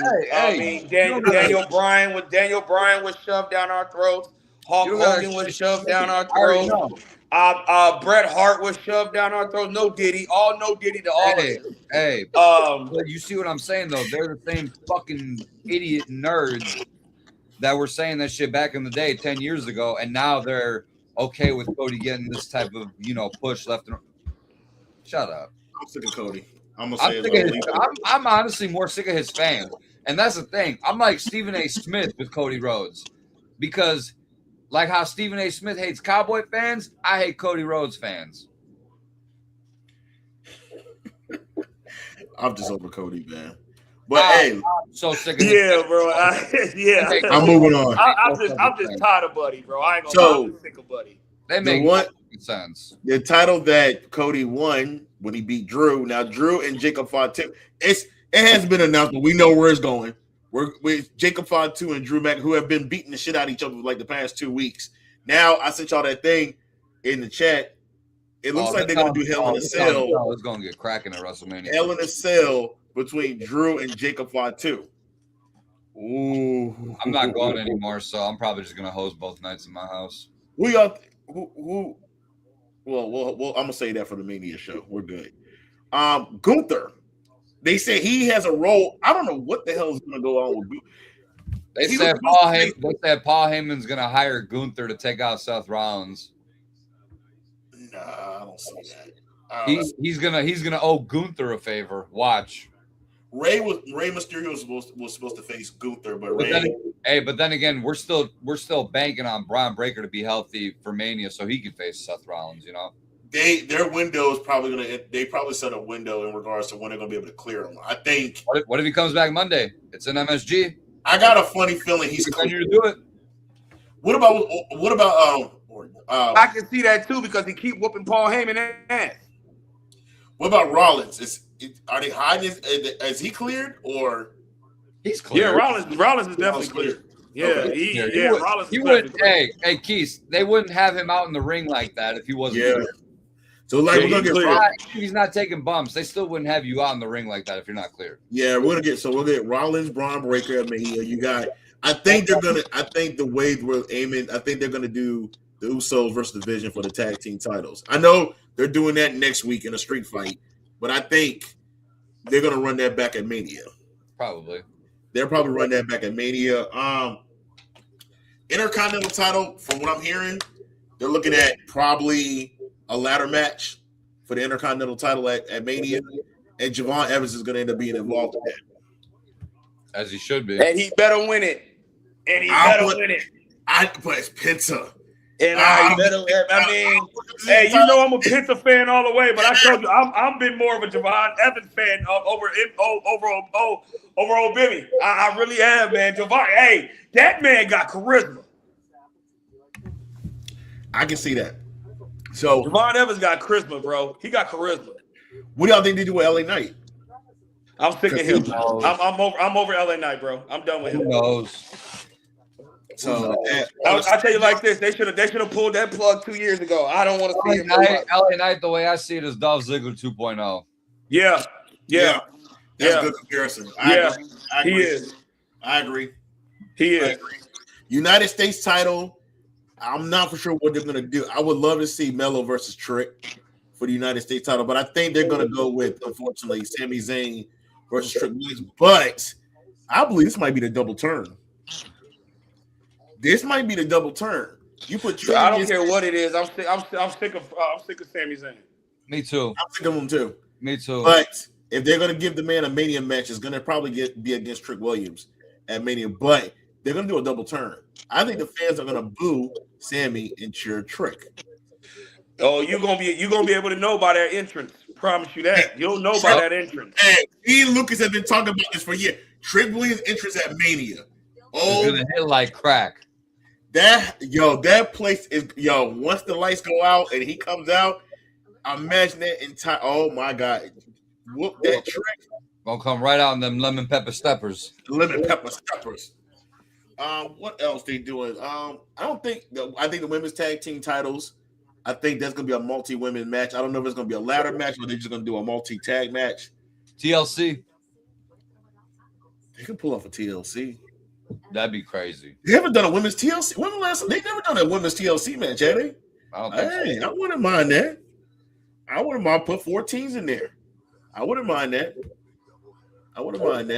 I think they're going to do Io Sky versus Asuka. I think that's leading up. I think that's where they're headed with those two. So Rhea Ripley's facing Jade Cargill. Oh, Jade Cargill got her baddies again. If y'all see on Friday night, Jade Cargill was joined by B-Fab and Michin. They turned on Rhea Ripley and they beat her. I'm like, so you beat the shit out of both of them and now they're joining you. Beat her ass.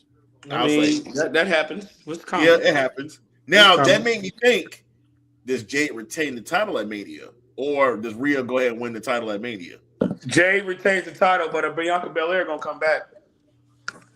They said, I did read somewhere, they said she started training again. The bitch just broke her finger. Damn. I know. I don't mean to call her a bitch. You know that's my favorite wrestler. That's my favorite female wrestler. I'm sorry. And edit that out. But yeah, the bitch just broke her finger. We'll edit it out. Wait a minute. Yeah, I understand she broke her finger, but do y'all think she's coming back at all? Yeah, unless she's pregnant. Like Tony Storm. Anyways, Tony Storm's pregnant? I'm reading. They said she was supposed to have a match on Dynamite on Wednesday night, but they said she didn't get cleared. AEW is not disclosing what's wrong, but from what we're hearing is that multiple sources saying she's pregnant. Now, do not go. Y'all gonna look at me say that's what I'm reading online. They said Tony Storm was pregnant, and that's why they said she's out for the foreseeable future. If they don't disclose the injury, we don't know. Remember, Naomi got pulled from a match, and they didn't say what was wrong. Come to find out, Naomi was pregnant. So, well, you got to understand, AEW is not smart like that. So yeah, nope. If she pregnant, Juice Robinson, homeboy said he shot up in the gym.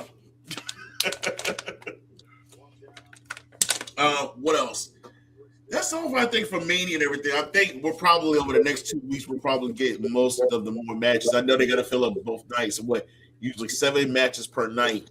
So I'm thinking they'll probably fill up the card. Probably over the next 2 weeks, we'll probably know more information in regard to what's happening.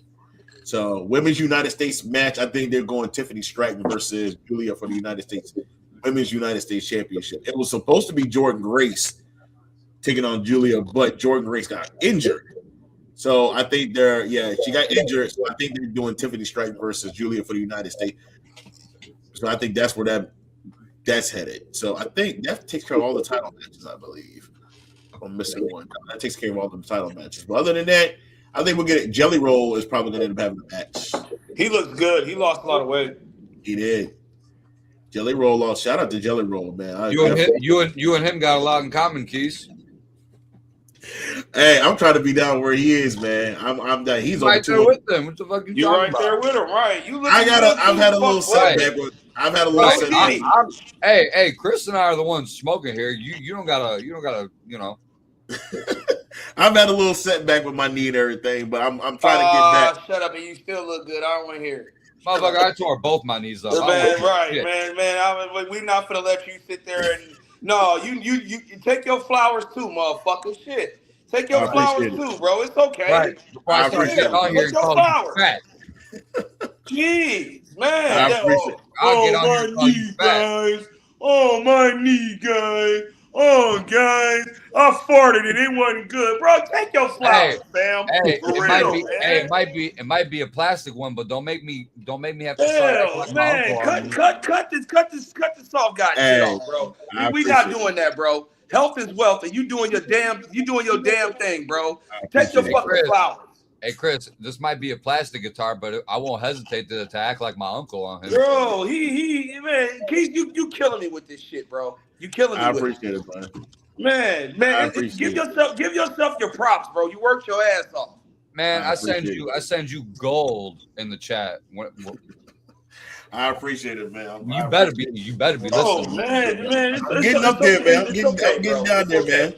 I'm leaning toward. I'm trying to join. Now, if you want to keep getting small and never, make sure you do some crack. Hey, there's somebody who holds the record in my bathroom. So if you want to go ahead and break that record, follow me. That was coke, not crack. Same shit. Actually, no, it's not. I know it's not. But in my world, there's. Oh no! They fall under the same. Crack and coke. Hey, Chris. Either way, they're hard drugs, and we don't do either of them. Shit, I'll do some crack. Why am I thinking about New Jack City? Am I my brother's keeper? Hey, Lucas, you ain't a real man till you do some crack. Is that so? Is that what you call it? Is that what? Hey, y'all ever watch SpongeBob? When he starts saying, "I'm ugly and I'm proud," is that what he calls it? Oh my god! Hey, Lucas. I'm gonna start Lucas. Hey, Lucas, get off that bullshit and go hit you some crack. Go smoke you some crack, bro. Get off that bullshit. Get off that bullshit, bro. You on some whole shit. I'm gonna start you don't want to no crack? Be like, is that what you call it? Hey, go ahead, get you some crack. Go get your crack on, bro. Bad News Brown is. Oh, shit, I forgot to post that. Well deserved. Bad News Brown. I gotta post that. I'm so happy he got in. I'm glad he got in too. Psycho Sid. He's overdue. He was over. Him and Bad News Brown were overdue. Hey, I like this class this year, man. Demolition. We got no crush though.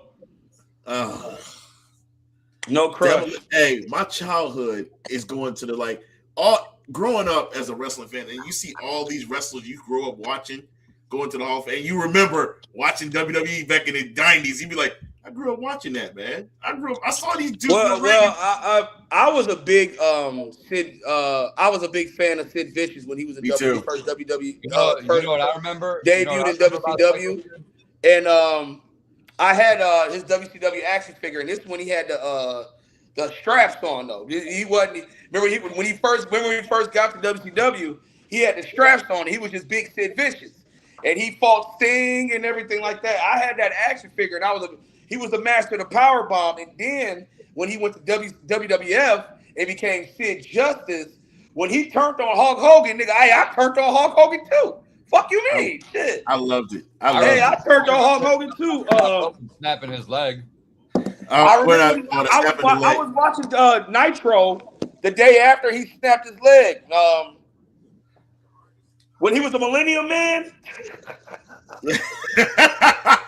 Hey man, hey, we gotta do a show on worst gimmicks ever, bro. We gotta do. There was Phil was a Millennium Man. That shit was funny. I got one. Y'all remember Mordecai? Oh, hey, they fucked Mordecai over. He's Kevin Thorne. That was Kevin Thorne, bro. The vampire dude from ECW. Yeah, that's Kevin Thorne. Yeah, but they fucked. I've watched. You know, I'm gonna send it to you, Lucas. I've watched actually quite a few podcasts. They fucked Mordecai over. Did they? Yeah, they did. They fucked him over. He was actually supposed to fight. Like, do you know the entrance for Shawn Michaels in 24 WrestleMania 24? Yeah, that was supposed to be Mordecai's entrance. Wow. In his feud with the Undertaker, he was specifically brought in to feud with the Undertaker, and he only had a couple matches in that Judgment Day match, and that was it. They fucked him over. Wow. I'll put it in the chat. You know, when I be telling you, when I be going to bed at night, I'll be sitting there watching different shit on YouTube for wrestling and, you know, podcasts and shit and hearing the ins and outs and stuff. Yeah, they fucked Mordecai over, dog. That's interesting. I gotta hear about that. Yeah. Real quick. He was supposed to the Great American Bash, the match between the Undertaker and the Dudley Boys, that wasn't supposed to happen. Really? Yeah. Wow. No, Paul Bearer was gonna be kidnapped. That was facts. That was the concrete crip was gonna happen. That was facts. But it was supposed to be Mordecai and the Undertaker. Wow. Because Mordecai was the light to Undertaker's darkness. Wow. I'll send it to you guys. I'll find it for you, but I'll send it to you. Wow. That makes sense when you put it like that. If you look at Mordecai's his gimmick and his entrance, you'll see why. Wow. That's definitely interesting, man. That's definitely interesting, man. But yeah, we gotta address that. Hey, next show we're gonna try to do it before WrestleMania. If anything, I'm aiming to that Thursday before Mania. That worked for me perfectly, actually. Let's do it. Let's do it that Thursday before Mania. We're gonna and also, hey, we need to have. Nah, never mind. Shut up. We got something. I was gonna say we should have it. We should make it specifically a 420 episode, a 420 wrestling episode. We'd have to do it like during Monday Night Raw and like get like live reaction to the show and shit. Let's do a 420 show. We need to do a Raw show. We never. No, Chris, I'm telling you, that's. We never went live during a Raw. That's what I'm saying. Monday Night Raw be on 420. Let's do a 420 show where we watch Monday Night Raw, get high, and just react. There you go. Why not?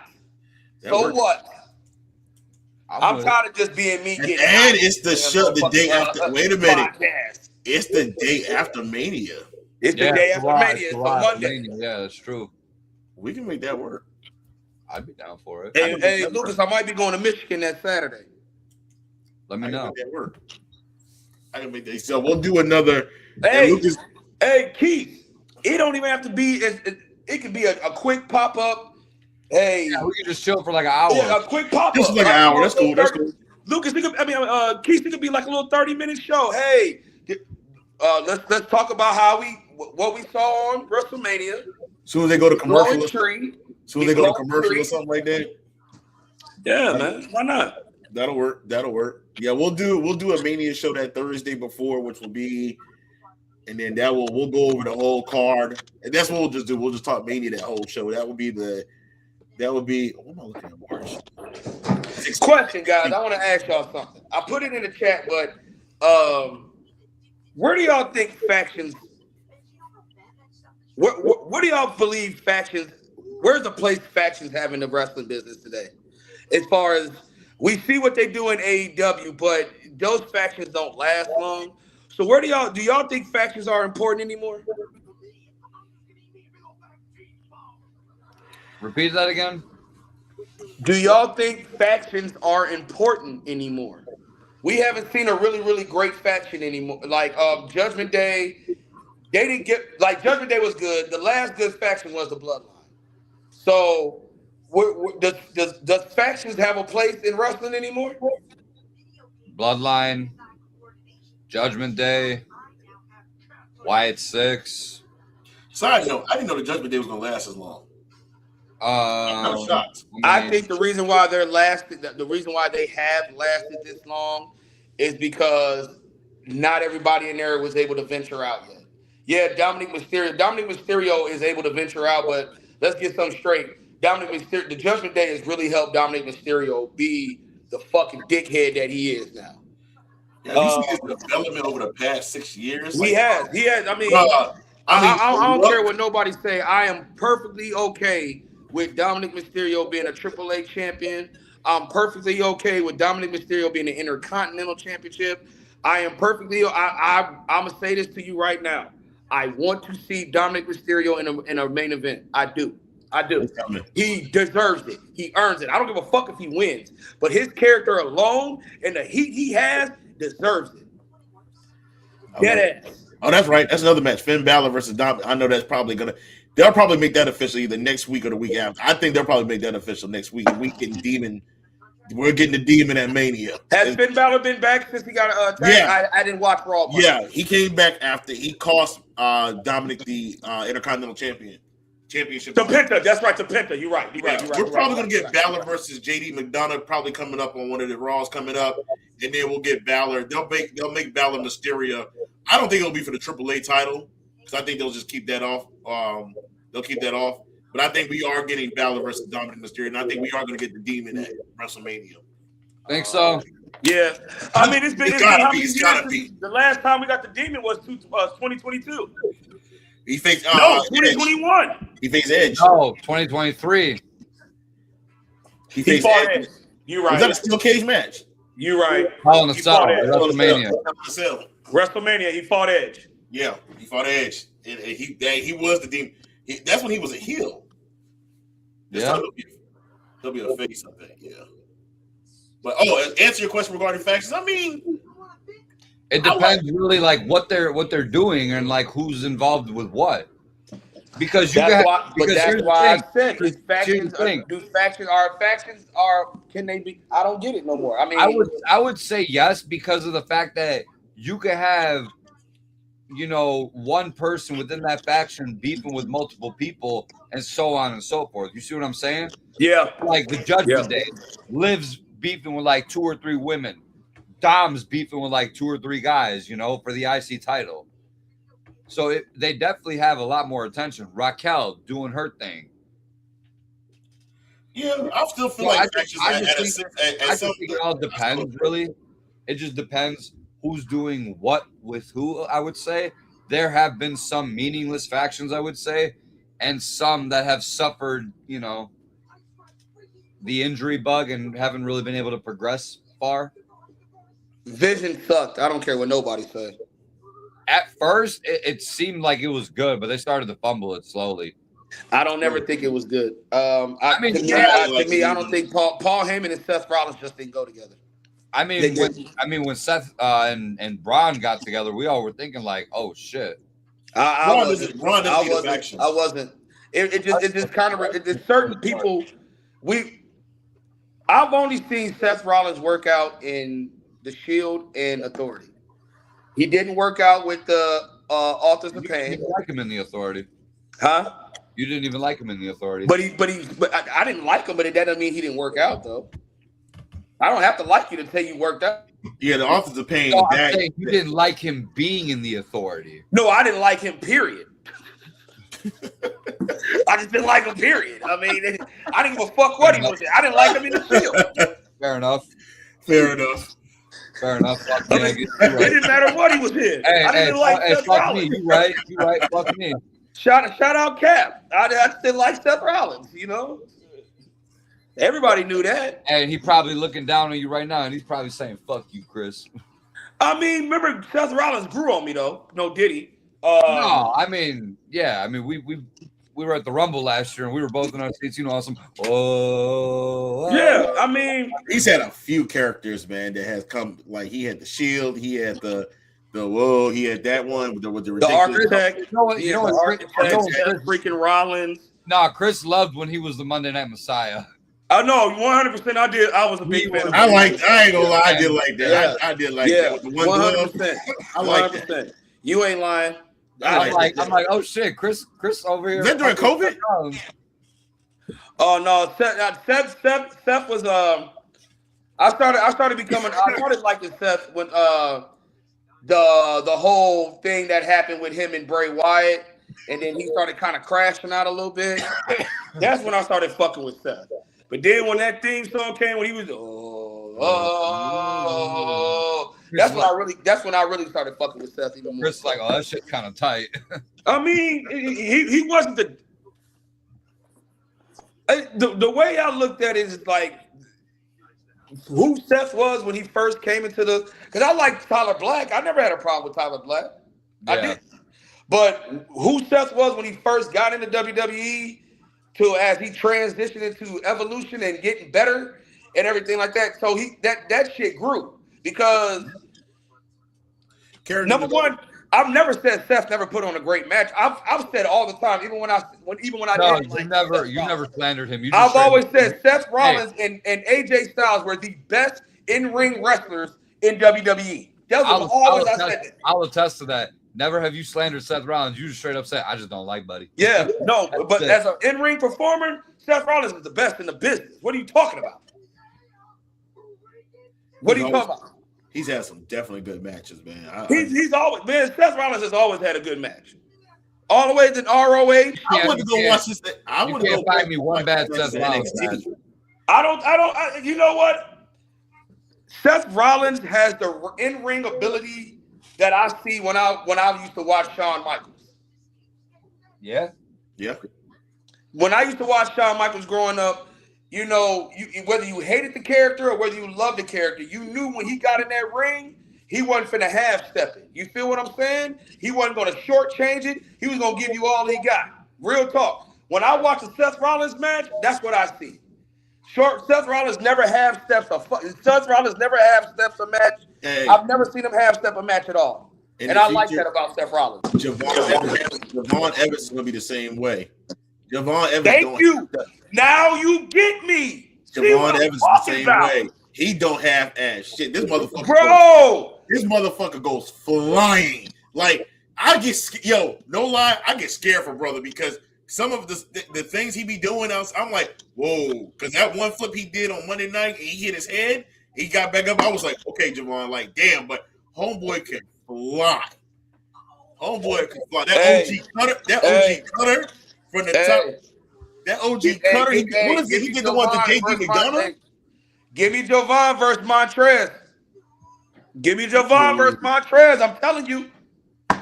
When we get the Street Profits back, man. Give him first Give it to hey, no Diddy.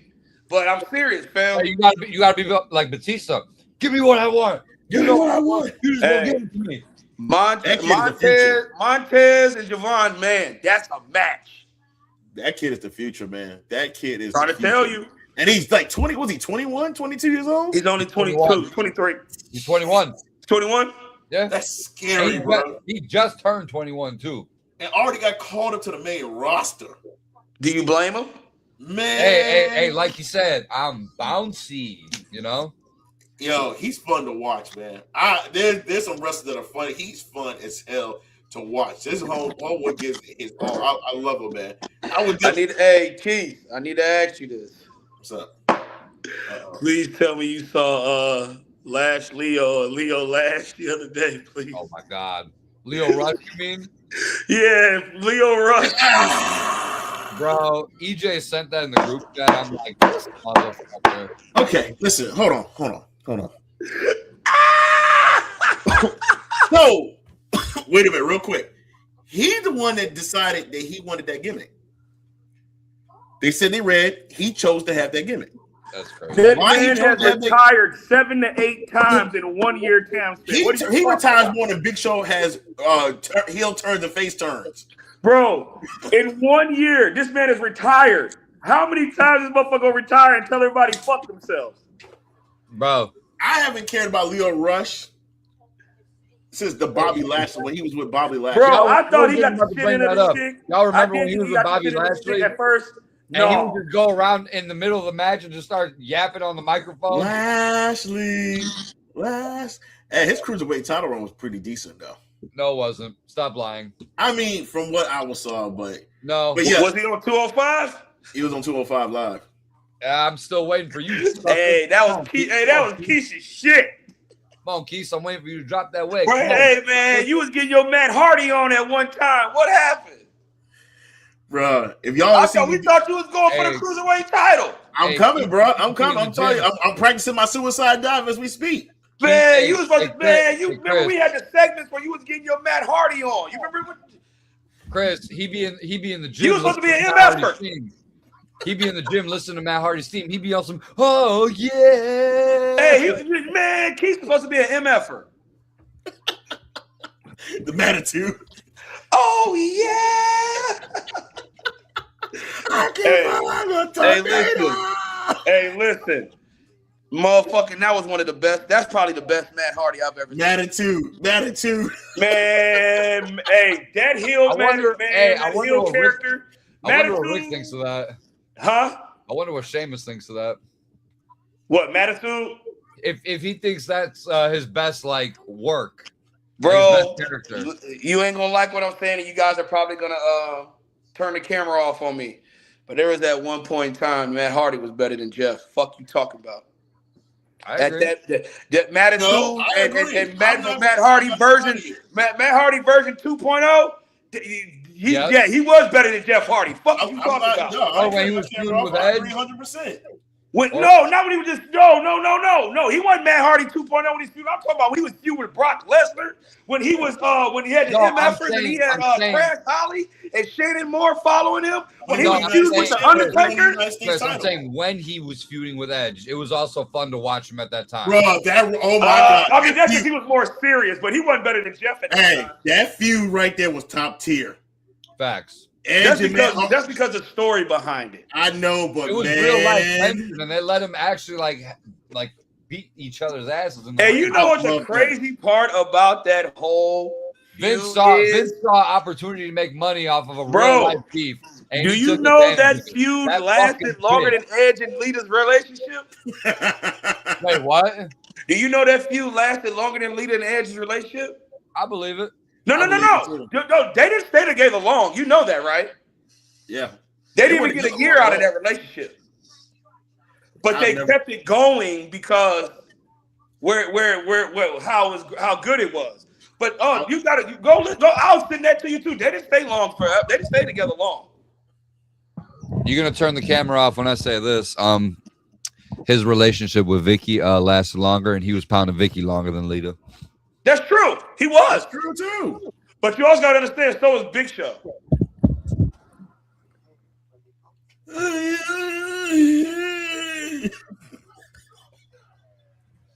Bro, when who was it? Triple H that showed that? Dolph Ziggler was hitting too. Yeah. Chavo was hitting too. Dolph Ziggler was smashing Nikki Bella too, so he made up for it. Dolph Ziggler smashed Sonny. It should have been me. Dolph Ziggler smashed Sonny. I heard that too. Hey, CM now, Punk. Keith, gonna ask you something. I know. We gotta get done here soon. No, you're good. We're good. We pretty much covered everything. Keith, this was back when we were kids. You know, when we was getting in our teenager years. I know I was a big WCW fan. Was you a big WCW fan? I was. Okay. All right. So, Keith, remember the pay-per-views on Sundays? Yes. Like the Halloween Havocs, the World War III, Uncensored, the Super Brawl, the Spring Stampedes, the Slammiversary. That's Slammiversary. Was it Slammiversary? Slamboree, Bash at the Beach, Beach Blast, the Great American Bash, Road Wild, Fall Brawl. War Games. That was War Games. And what was? It did. Oh, and Road Wild. Yeah, that's what I just mentioned. Road Wild. Yeah, Road Wild. They said it was Okay. racist pay-per-view too, but go ahead. So, out of all the pay-per-views I named, what was the best one? I'm not asking you to give me a specific one, but what was the best one? Fall Brawl. What was the one you looked forward to? Fall Brawl War Games. You know what mine was? I'm gonna tell you why. Okay. You're gonna laugh at me. You're gonna laugh. No, I'm not. I promise you I won't. You're gonna laugh at me. No, I won't. When I was little, when I was like 8, 9, 10 years old, I used to have my action figures. Right. Well, I did too. I used to line them up and I used to put them in teams. Yep, I did too. Teams, and I used to create pay-per-views. Me too. My godmother remembers this. I used to line them up and I had a notebook. And I had a notebook and I created pay-per-views. I did the pay-per-views, but I didn't have a notebook to go with. I had a notebook and I wrote down the card. I had 5 matches on the card, and 2 of the matches were War Games matches. And I had G.I. Joe. Me too. I forgot, it was G.I. Joe versus somebody else. And I had 5 opponents on each side. Facts. Yes. So I was a fan of Survivor Series and War Games were my favorite. It's because you got to see all the faces that you grew up that you like team up together. Like you would never think you were like, wait a minute, these guys are teaming up, and they would take on like Money Incorporated. Keith, bro, you talking about my childhood, bro?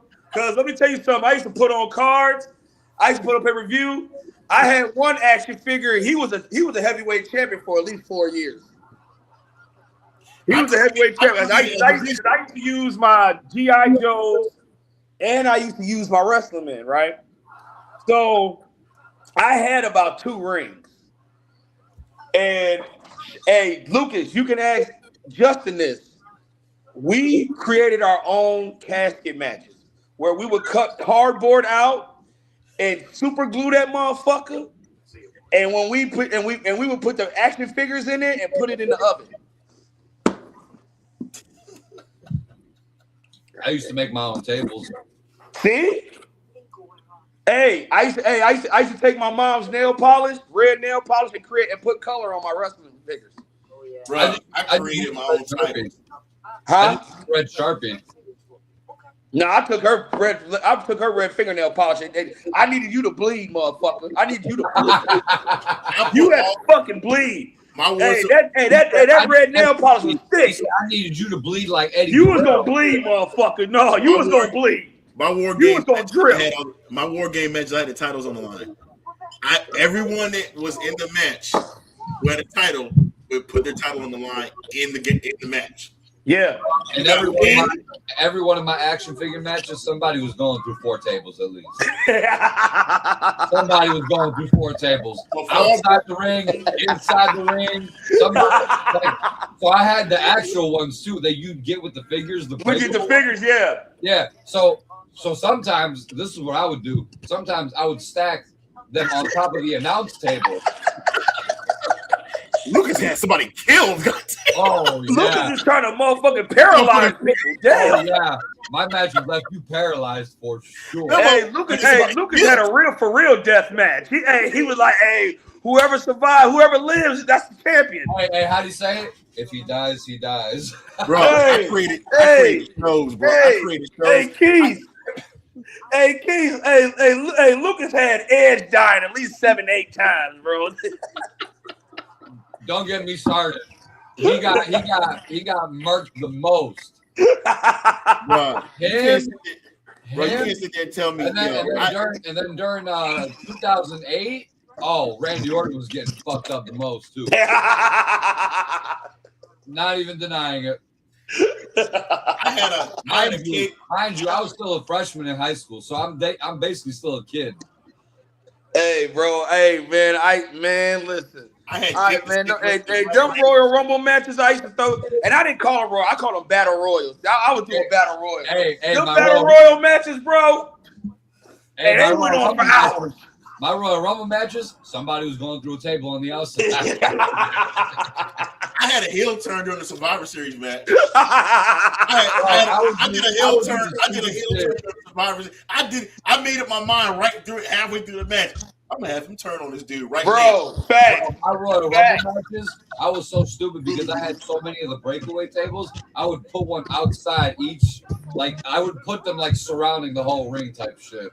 Yeah. So if you get tossed over the rope, you going through a table. Hey, I used to take the turnbuckles off the ropes, so just to expose the motherfucking turn. That's how you got DQ'd in my fucking wrestling matches. Hey, then once that motherfucker hit his head on the turnbuckle, here come the red nail polish. Yep, he's bleeding. I know I we had all the Black did Ranger this turn on the Red Ranger. I know we all did this at least a couple times. We all loosened our turnbuckles and then replicated a heavy slam just so the ring would collapse. I know. I didn't do the ring collapse. I wasn't at that stage yet. We didn't reach that stage. I wasn't there yet. But what I did, like I said, I used to take the turnbuckles off, and I did create my own table. So if I threw your ass over the ropes and your ass hit that table, it was a wrap. Like I said, my matches, somebody was going through 4 tables at least, stacked. Man, I had so many, bro. I broke so many action figures, bro. I had broke their arms, legs. I was in there taping stuff up. I told my mom every time we went to the Dollar Tree, I had to go get super glue. Don't get me wrong. I was repairing. Don't get me wrong. Hey, nothing tops my Megazord battles that I had as a kid. You wrestled with Megazords? No, I had them. Oh, I was gonna say, I know you didn't put the fucking Megazord in the ring, Lucas. No. I'm talking about. He had a Hell in a Cell match between Megazord and Dragazord. Inside Madison Square Garden. and forgetting that they bigger than the motherfucking cage. I'm saying heads would be peeking out the top of the cage.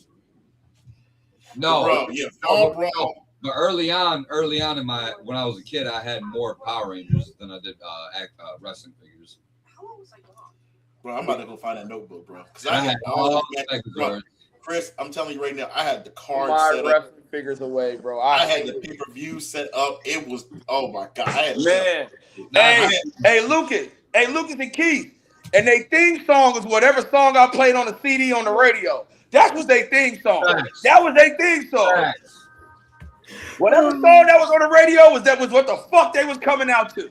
Or whatever CD I was playing inside the CD player. I had Batman, and his finisher was a Sweet Chin Music. I don't know why. Hey, Keith, why you doing that? I had this G.I. Joe figure named Flint. He was a Sweet Chin Music guy. And he had 2 versions of it. He'll kick you in the stomach, then kick you in the head, and then you bounce off the rope, and then he kick you in the face. Or I throw you into the turnbuckle, you bounce off, and I kick you in your shit.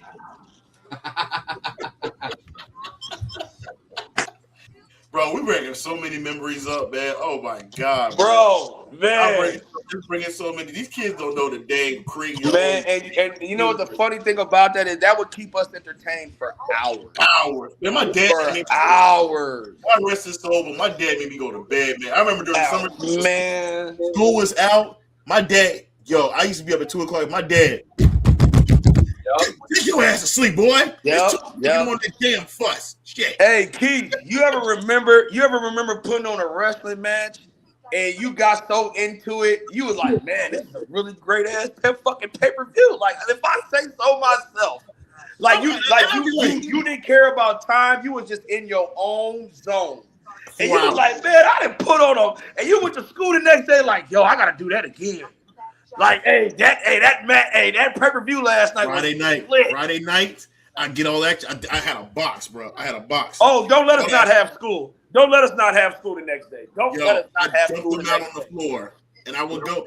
I was like, my dad's like, you can't make too much noise. So I used to go to the part of the house where nobody would be at, dump the ball on the floor, and I started taking the notebook down, and I started writing, okay, who I want, I'm going to have you face you. We're going to do a tag team title match. All my matches were title matches. I used to come up. I made a title called the Super Heavyweight Middle Title. Wow. I don't know what the fuck Super Heavyweight Cruiserweight. I had two cruiserweight titles. I had a cruiserweight champion. I had a light heavyweight cruiserweight champion. I ended up doing a match where I what's the match? A unification. I did a unification match. So the winner became the undisputed light heavyweight cruiserweight champion. Keith. Y'all want to go hear ahead. some shit? Lucas. So when I was a kid, I had one of them like mirror dressers or whatever, and I would have the ring right next to it. Tell me why I'd have Chris Benoit flying off the dresser doing diving headbutts. What say you? So you're the reason he got CTE. Sure. If you believe in magic, if you believe in some weird, bro, he was flying from the Series Tower. Hey, one of them voodoo dolls, basically. Cap, man, come here, Cap. He's doing it, Cap. He's doing it Keith, again. Cap, Keith, come here. Keith, I had the world heavyweight champion, the U.S. champion, the Intercontinental champion, the TV championship. Hold on. I had the world tag team champion. I had the U.S. title tag team championship. I had the 6-man tag championship. I had the light heavyweight tag team champions. Hey, Lucas. Hey, no, hold on. Keith, you really gonna turn the camera off on me. And then I had the Western State title. I'm like, the Western State Championship. I created a pay-per-view. What I did not. No. What was it? The thing? The Champions pay-per-view. WCW. What was it called? Clash of Champions. Clash of Champions. Yeah. I did my own Clash of Champions. I had 15 matches, and like 4 of them were like number 1 contender matches, and the rest of them were just title matches, bro. My childhood, man. Chris, thank you, man. Man, that's great. But I want to say this because I said we going. Keith, you got the clip? Can you bring up the clip? Yeah. Let me see. This segment right here. I said I was gonna give a shout out to my sister. Like it's my best friend, but she's like a sister to me, a big sister to me. Me and her sister dated too. These have been my family for the longest. Like I met them while I was in college, and they've taken care of me. They looked out for me. So shout out to the Williams family, Robinson family, because they're still my family to this day. That's who I'm going to see this weekend. But my sister's dad, her sister's dad. Remember 1997, the first NWO sold out. Remember that? Yes, sir. Well, remember sold out was on Saturdays. Remember that was the only WCW pay-per-view that was on a Saturday, right? Well, if you go back and watch it, because I did watch it. I remember where I was at. I was at my Nancy house, and I remember watching Sold Out, and because I thought something was gonna happen, whatever. But my Nancy had the black box where you could get the free pay-per-view, right? You remember the black box? Yeah. So that's how I got my pay-per-views for free. Yeah. So she had the black box. So I was able to go over there and watch it, and I remember, and I even watched it on the network when NWO Sold Out opened. It was a snowstorm. It was in Cedar Rapids, Iowa, and it was a big snowstorm that day. Remember, if you go back and watch, remember the NWO opened the show riding on the back of garbage trucks.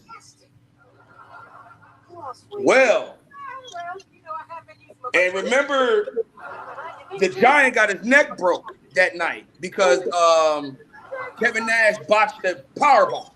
Yeah, I remember that. Remember that? I remember that. And remember Roddy Piper? No. Roddy Piper. Remember the Steiners got fucked over for winning the championship?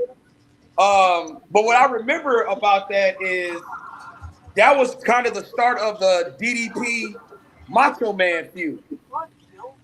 My favorite feud of all time. Well, my sister and her sisters, their dad, she told me that he was a bodyguard for the wrestlers. And I was like, okay. Well, I remember the segment, but I didn't know who that was because I didn't know him.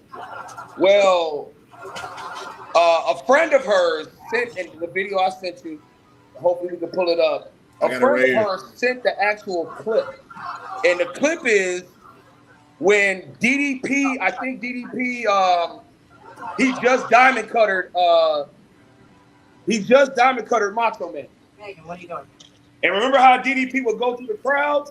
Didn't Mom tell you couldn't see that movie? Well, when he goes through the crowd, you see this big, swole black dude with a NWO shirt. And I mean, he cock diesel motherfucker. That was their dad. And he bodyguarded. He did a bodyguard. I don't think they'll be able to see it via your phone. I'm gonna try. All right. I'm gonna try. Hold on. Let me see if I can get it up here. I'm gonna try. Yes. Unless you want me to, I think I can share my screen. I don't know, but either or, if they can't, I can. Wait a minute, here it is. I got it. Every time I go to full screen, it disappears. What the hell? It depends if you switch it to the. Oh, I don't know. Oh crap! Come on. Here's Big Dog, T.R. Pat Robinson. Yeah. So his name was I call him Mr. Robinson. I didn't get a chance to meet him. Y'all can't see that good, but we'll try to get you up good on the he next raised show. really great children. But he got a chance to be a bodyguard, and he's actually a pillar. He was a pillar in the community. He was a pillar in the community of Cedar Rapids, Iowa. Very well known, very well respected. Like I said, he raised some really, really good kids, and people that I call family to this day. So I definitely want to give him a shout out. He passed away too. He passed away, I think, 11 months after my dad. But like I said, nothing but great things about him. So shout out to Big Dog Robinson, man. That's dope that he was able to, be a part of that. When you have somebody that's around somebody that we grew up looking after, that may be a superhero to us, or we know we love wrestling, and to hear that somebody you knew or somebody that you have a relationship with, a bond with, or anything like that, that they have some type of, what's the word I'm looking for? They have some type of story to go with what you grew up on, or what one of your hobbies is, and that was one of them. And I thought that was really dope, because you see exactly just the aura in him. That this was a big dude, bro. And like, what I'm saying? If you look at him next to DDP, you was like, he made DDP look like a little dude. You feel what I'm saying? So, and I've heard really great stories about this man, and it has always been a positive. So we want to definitely, in this segment right here, and definitely here at Wrestle Talk Radio, give you a big shout out, Big Dog Robinson. Shout out to your kids, man, because you raised some great ones, man. But that's really dope of you that you got a chance to see some of our heroes, and you got a chance to protect some of our heroes, man. So in the regards, in the high heavens, man, Big Dog, man, you a real one for that, bro. So that video was just really cool to see. And I said that I was gonna give a shout out on the show. I definitely told him I was gonna do that, man. So definitely shout out to you. Shout out Amber, man. Shout out my sister Amber, man. Shout out Big Dog. Shout out my brother Jacob, man. Shout out to everybody he influenced. Shout out to Jess, man. Y'all really good people, man. He got some great grandkids, man. Like some beautiful grandchildren, man. That was a really big person, man. And I got to definitely give him his props, man, because that was, hey, I've watched that video so many times. I was like, man, he could have knocked that nigga the fuck out. He could have punched the shit out of DDP, but man. That was dope as hell, man. So many years I have watched that pay-per-view, and you would never know that there be somebody you may know, or somebody that knows a person in a pay-per-view like that. So I thought that was really cool, man. So definitely give a shout out to them. Shout out to Big Dog, man. Thank you for showing that. Thank you for, being a part of that, man. That's really dope. So I definitely want to make sure I said something about it. Appreciate that, man. Thank you, bro. Yeah, but thank y'all for giving me the platform to do that too, man. Also, before we get up, happy birthday to my boy Bob. You know what I'm saying? It's my man Bob's birthday, man. That's a brother of mine as well too, man. Today is his birthday. Big Aries out here, man. So shout out to Bob, man. Happy birthday, Big Dog, man. I'm proud of you, love you, man. Shout out to my kids. Shout out to my family. Shout out to you dudes right here, man. Cause like I tell y'all, This is therapy for me as well. So, man, I appreciate y'all, and I'm done. Fuck y'all. And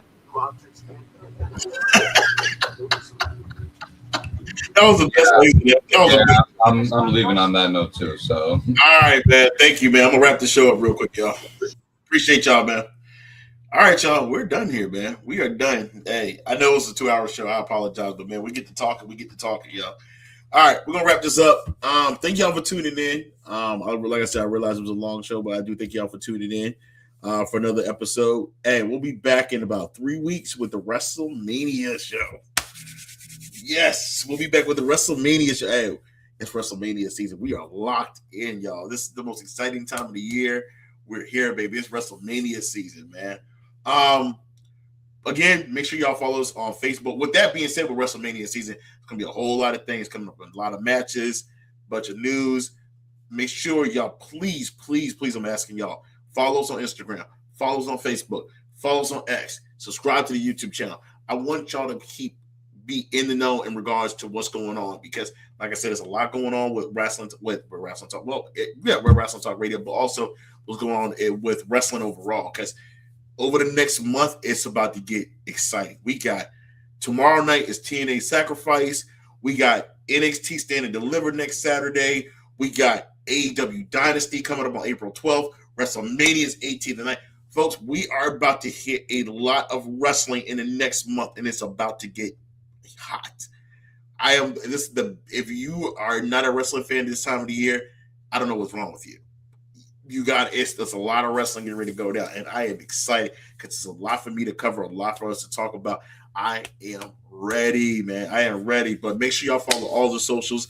Shout out to Lucas, shout out to Chris. On a side note, let me just say this. Mental health is very important. I went through some stuff a couple weeks ago, and I got to shout out to Chris and Lucas and the rest of the boys in the chat for being there for me. I'm not going to go into the detail of what happened. Just had a couple things mentally going on with me, and that's why there's been like a delay in regarding the shows. But I'm here. I'm thankful, but I'm always say your mental health is very important. Have somebody to talk to. You're going through something. It's always good to talk to somebody and have somebody to talk to. So I'm gonna leave it at that, man. Take care of your mental health, y'all. Definitely take care of your mental health.